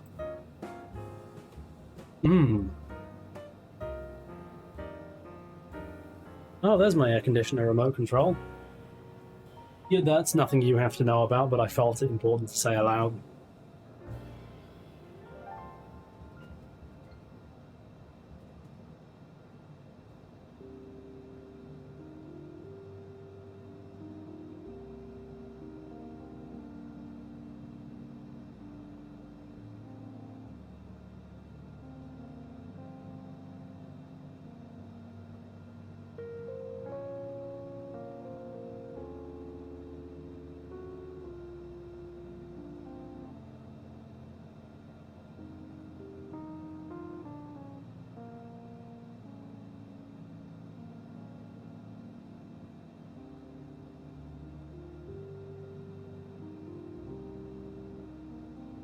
Let's try and get this atmosphere as cozy as possible. Which of these dials controls the screen brightness?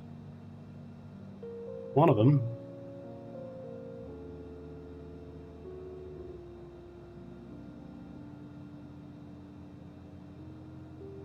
Oh, please then. Tango, you are 68 miles northeast. Descend and maintain 14,000 feet. Expect ILS X-ray runway, 1 tree approach via Vanner transition. Clear to Vanner. 1,400 feet. FL140, can do. Descend and maintain 8,000 feet, can do. Cessna Sierra Whiskey Tango. 5,000 feet, can do. 5,000 feet. Descend and maintain 5,000 feet. Expect ILS X-ray runway 1 tree approach via Vanner transition. Clear to Vanner Cessna Sierra Whiskey Tango.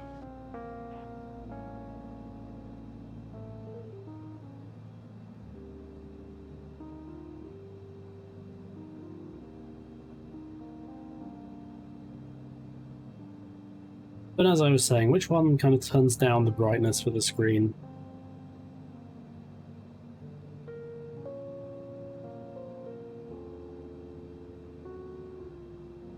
No idea.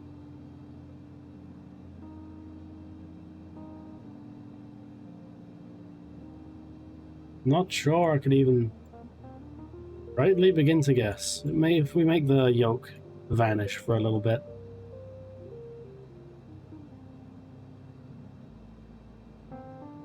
Oh, the oxygen mask button don't work, that's a shame.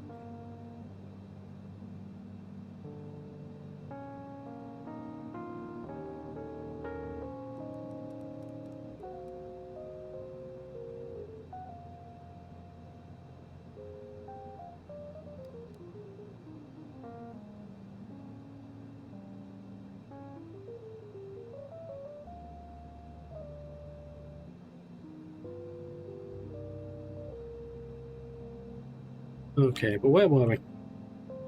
We were making this cabin more cozy. Where is the dial? I'll find it eventually, don't you worry.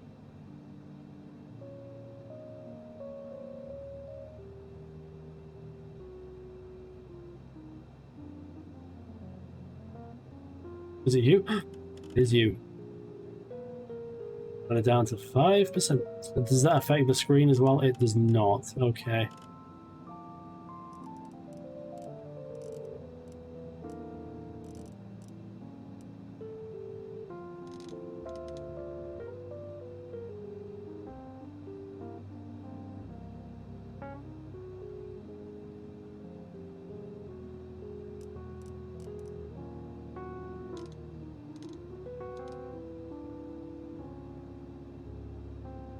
You're down, and can we get you down as well? We even need you on, to be honest. You like the same thing? I'm sure I'm legally required to have you on, but go off. Hey, this is a cozy cabin.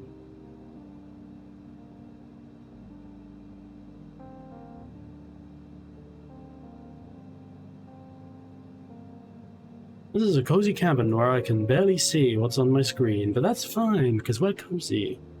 This is smooth jazz Alistair FT FM, bringing you all the health and safety hazards of going into Buenos Aires on a amateurishly flown private jet at exactly midnight, although God knows what hour it is in Buenos Aires. Probably earlier. Oh yeah. Feel smooth jazz, baby.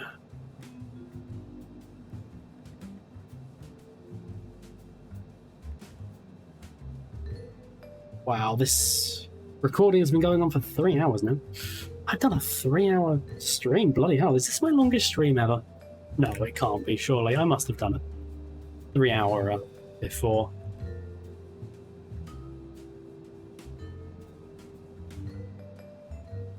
Well, if I do say so myself, I think I filled it alright, all things considered. I mean, the fact I'm talking about how well I filled it when it's not over, maybe that's a terrible sign. But, I don't know, I reckon. So far, so good. And we've still got probably half hour to go. Not that long, surely 20 minutes at most.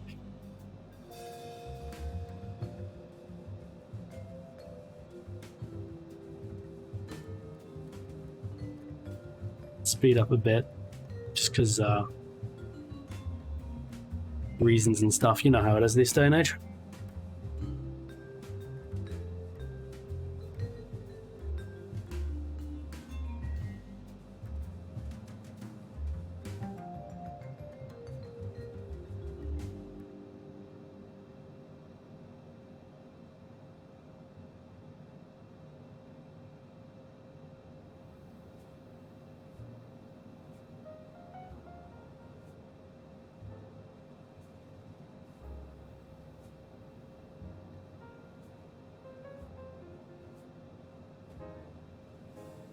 What other buttons can I press in this airship? None of particular note.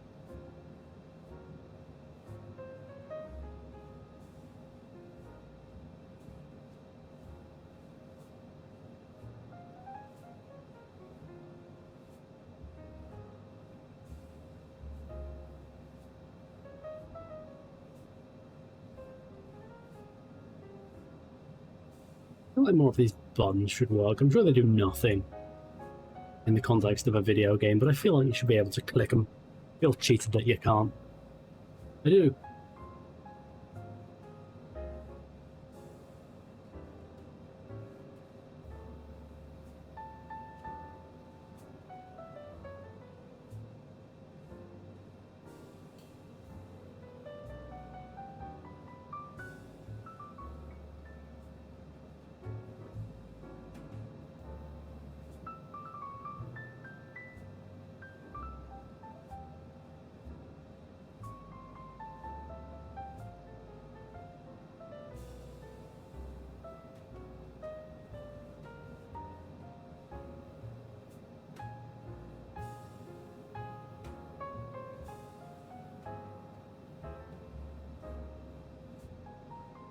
Let's calm the speed down a bit.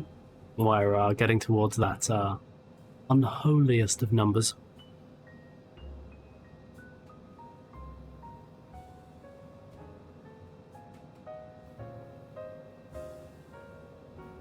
Although, coming up on our required altitude soon enough, so the plane's going to start slowing itself down.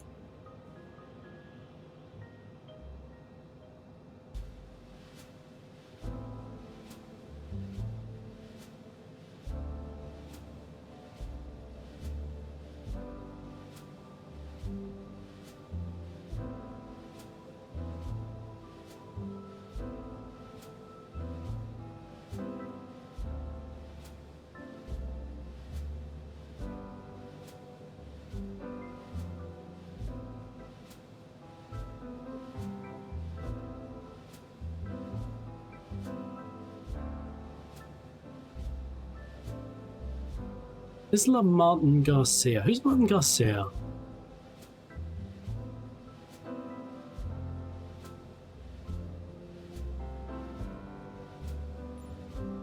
This demands investigation.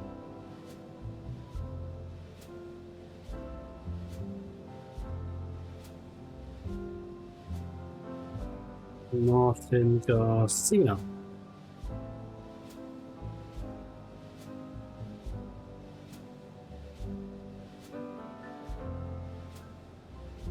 Okay. Martin Garcia. Oh. I am at... Oh, hang on. I know what's happened here. Yeah, there we go. I had another 500 feet to go. Goodness.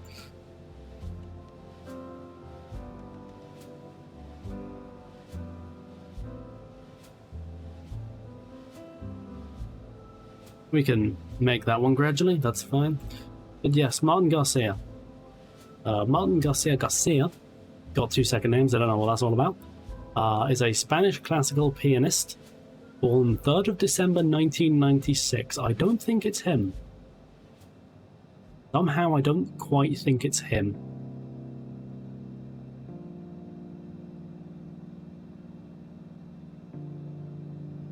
Yeah, we have a deeper dive to see who it was. There's Martin Garcia is a Mexican jockey born October 23rd, 1984. There's an actor called Martin Garcia.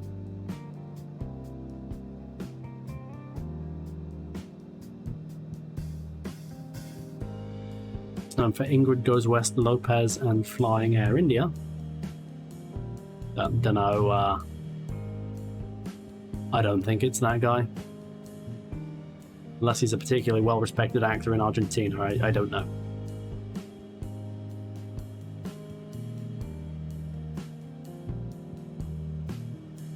I mean, it could be him. Fairly new on the scene, but I don't know, maybe the Argentinians really like that movie, Ingrid Goes West. I've never seen it. I never will see it.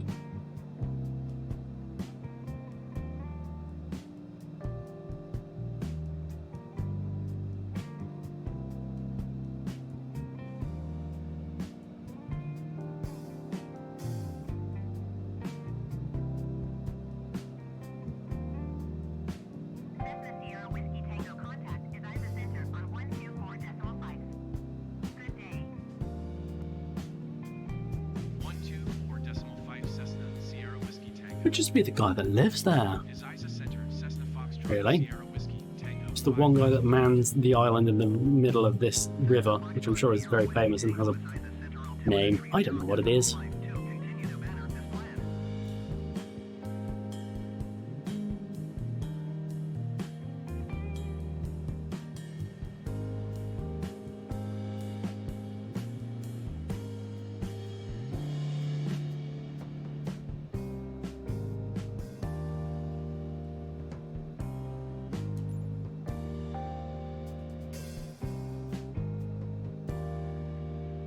So before too long we'll be coming up on decel, which is about there.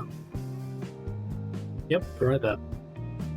I always just kind of assumed decel meant the point at which you're meant to decelerate, but is that it? Probably it, right? That's gotta be it. What else could it be? I should know. I've been flying this damn plane for the best part of a year now.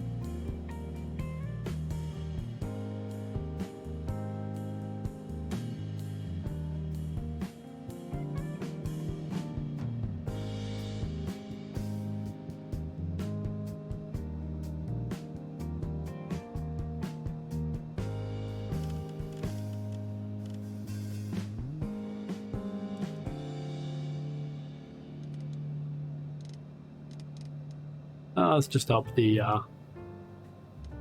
brightness a bit. Still cozy vibes, but now I can see what's going on. Important in a plane, generally.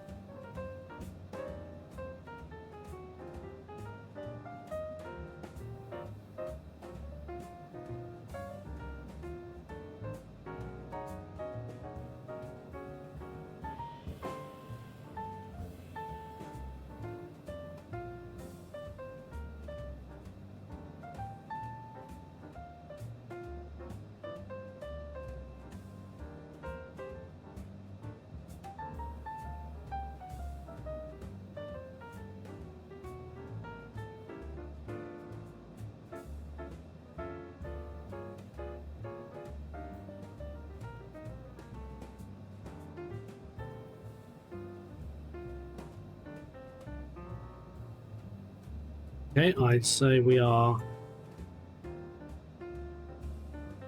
over decel now. Thing is, I ain't gonna. What are you gonna do, Argentinians?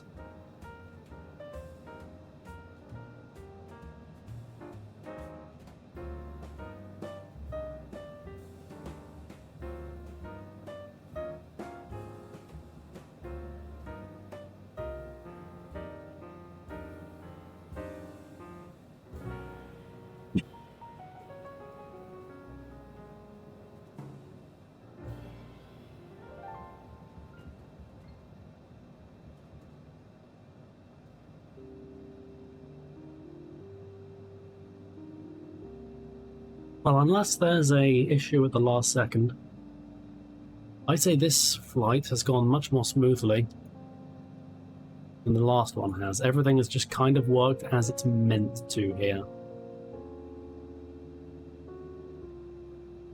This we can safely presume is Buenos Aires.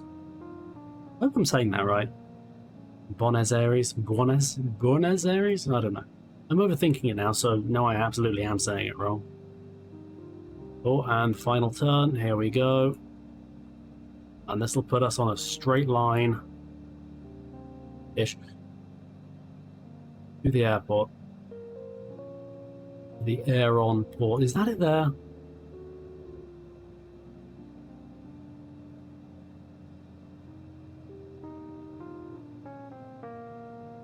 Gotta be one of those, right? Maybe not.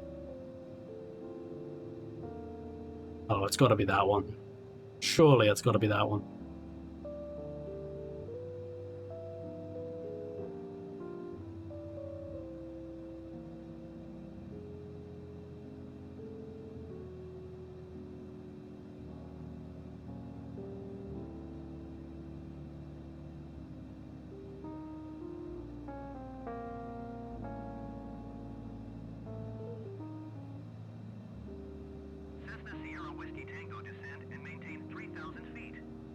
Descend and maintain 3,000. Sure thing, buddy. Maintain 3,000 feet Cessna Sierra Whiskey Tango.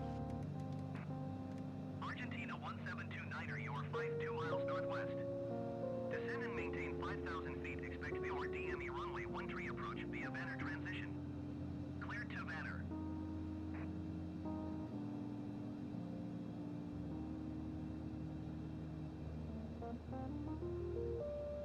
Climb and maintain 5,000 feet. Expect VOR DME runway 13 approach via Vanner transition. Cleared to Vanner Argentina 1729er.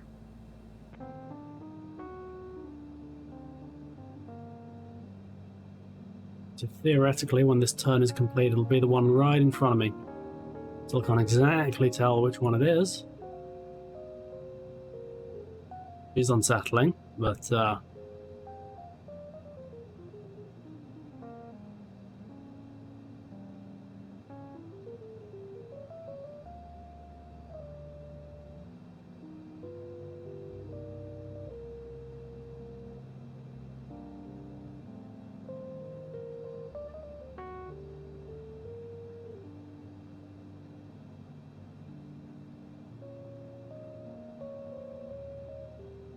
Sierra Whiskey Tango contact Aeroparque approach on 120.6. Good day. actually, no, it's still got a little while to go until we actually get eyes on the airport. Aeroparque approach Cessna Foxtrot Sierra Whiskey Tango 3,200 feet. Cessna Foxtrot Sierra Whiskey Tango Aeroparque approach altimeter 30.5. 2 continue to be 176 as planned.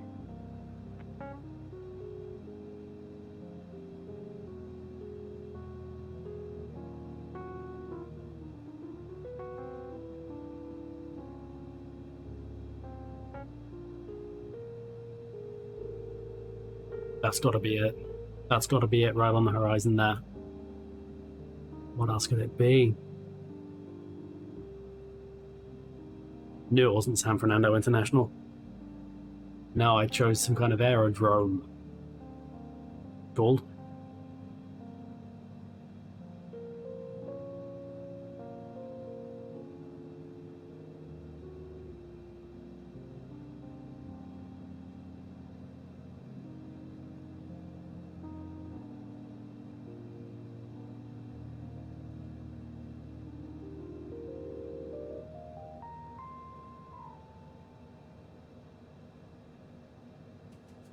Guarantee that's it. Right on the horizon now. What else can it be?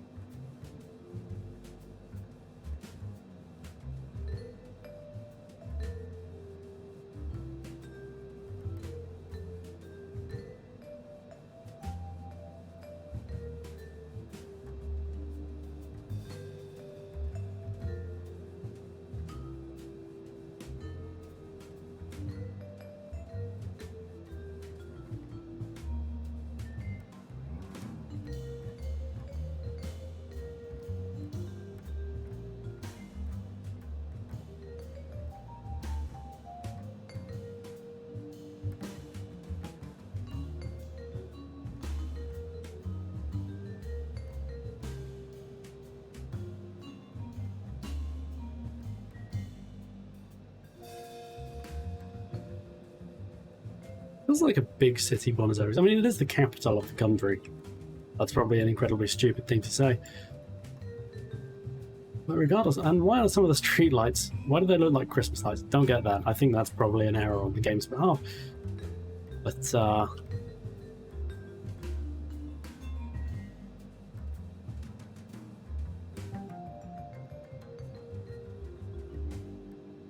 this is a goddamn big city.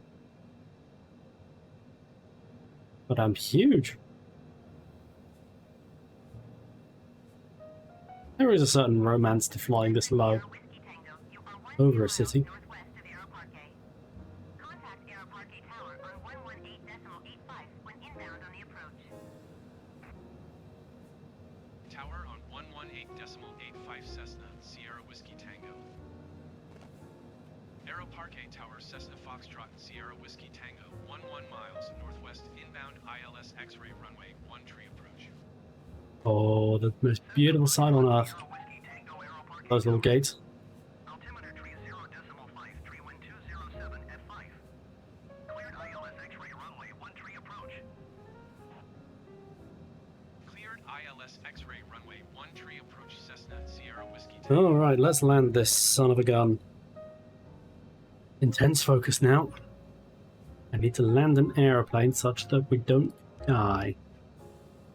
Perhaps the smooth chaz is not the best match tonally, but whatever.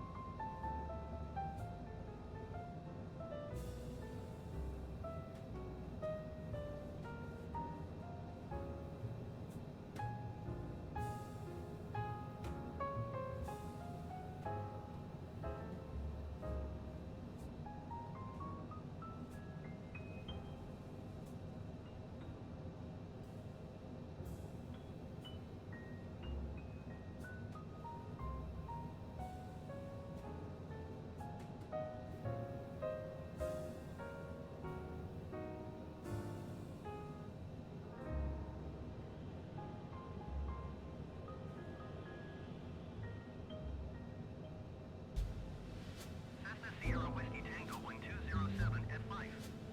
Cleared to land runway 13. Cleared to land runway 13 Cessna, Sierra Whiskey Tango.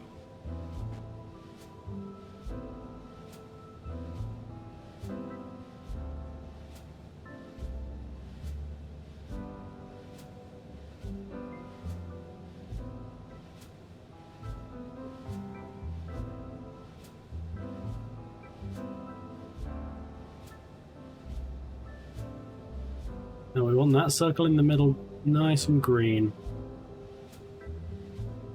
And I also want to adjust the view angle so I can actually see where I'm landing.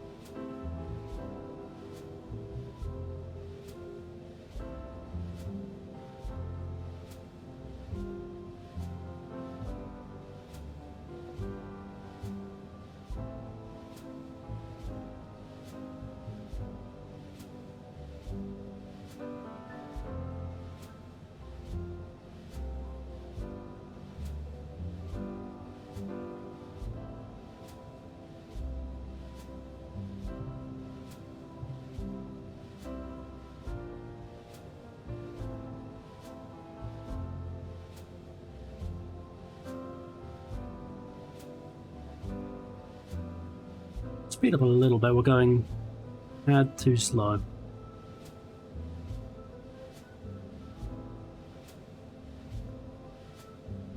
I mean, we're going pretty much the correct speed, but I don't want to risk stalling, which in this plane I believe is 90 knots is the stall speed.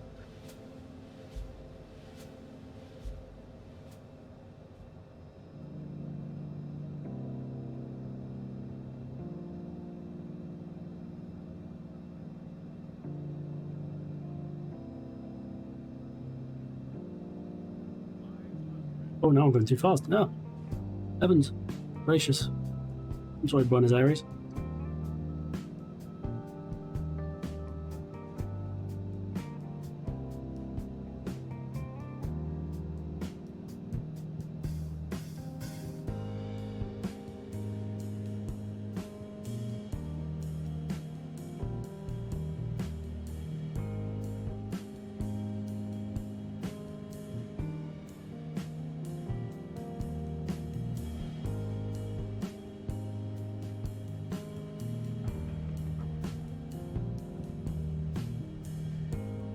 Alright, not exactly central to the runway, but you know what? I don't think that was a bad landing.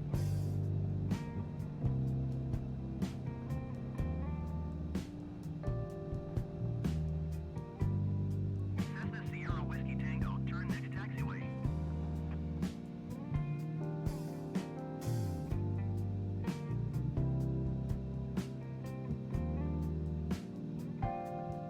I'm gonna go off the runway here. I'm sorry, Buenos Aires, but I'm a maverick of the art of the plane, and I do things my way. Cessna Sierra Whiskey Tango, contact ground on 121.9er.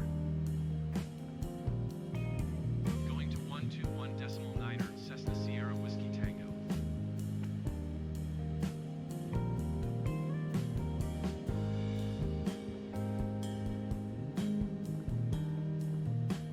Okay, it wants me to do a bit of a maneuver here. Let's... Argentina 172, 9er 5 miles northwest inbound for DME runway 13 approach. Argentina 172, 9er Aero Park A Tower. Altimeter 30.5, 31200 at 5. Cleared beyond DME runway 13 approach.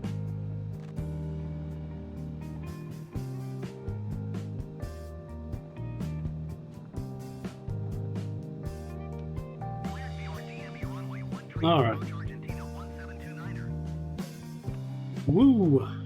We say anything to ATC at this point? I've never really tried. Ground services. No. Okay, cool.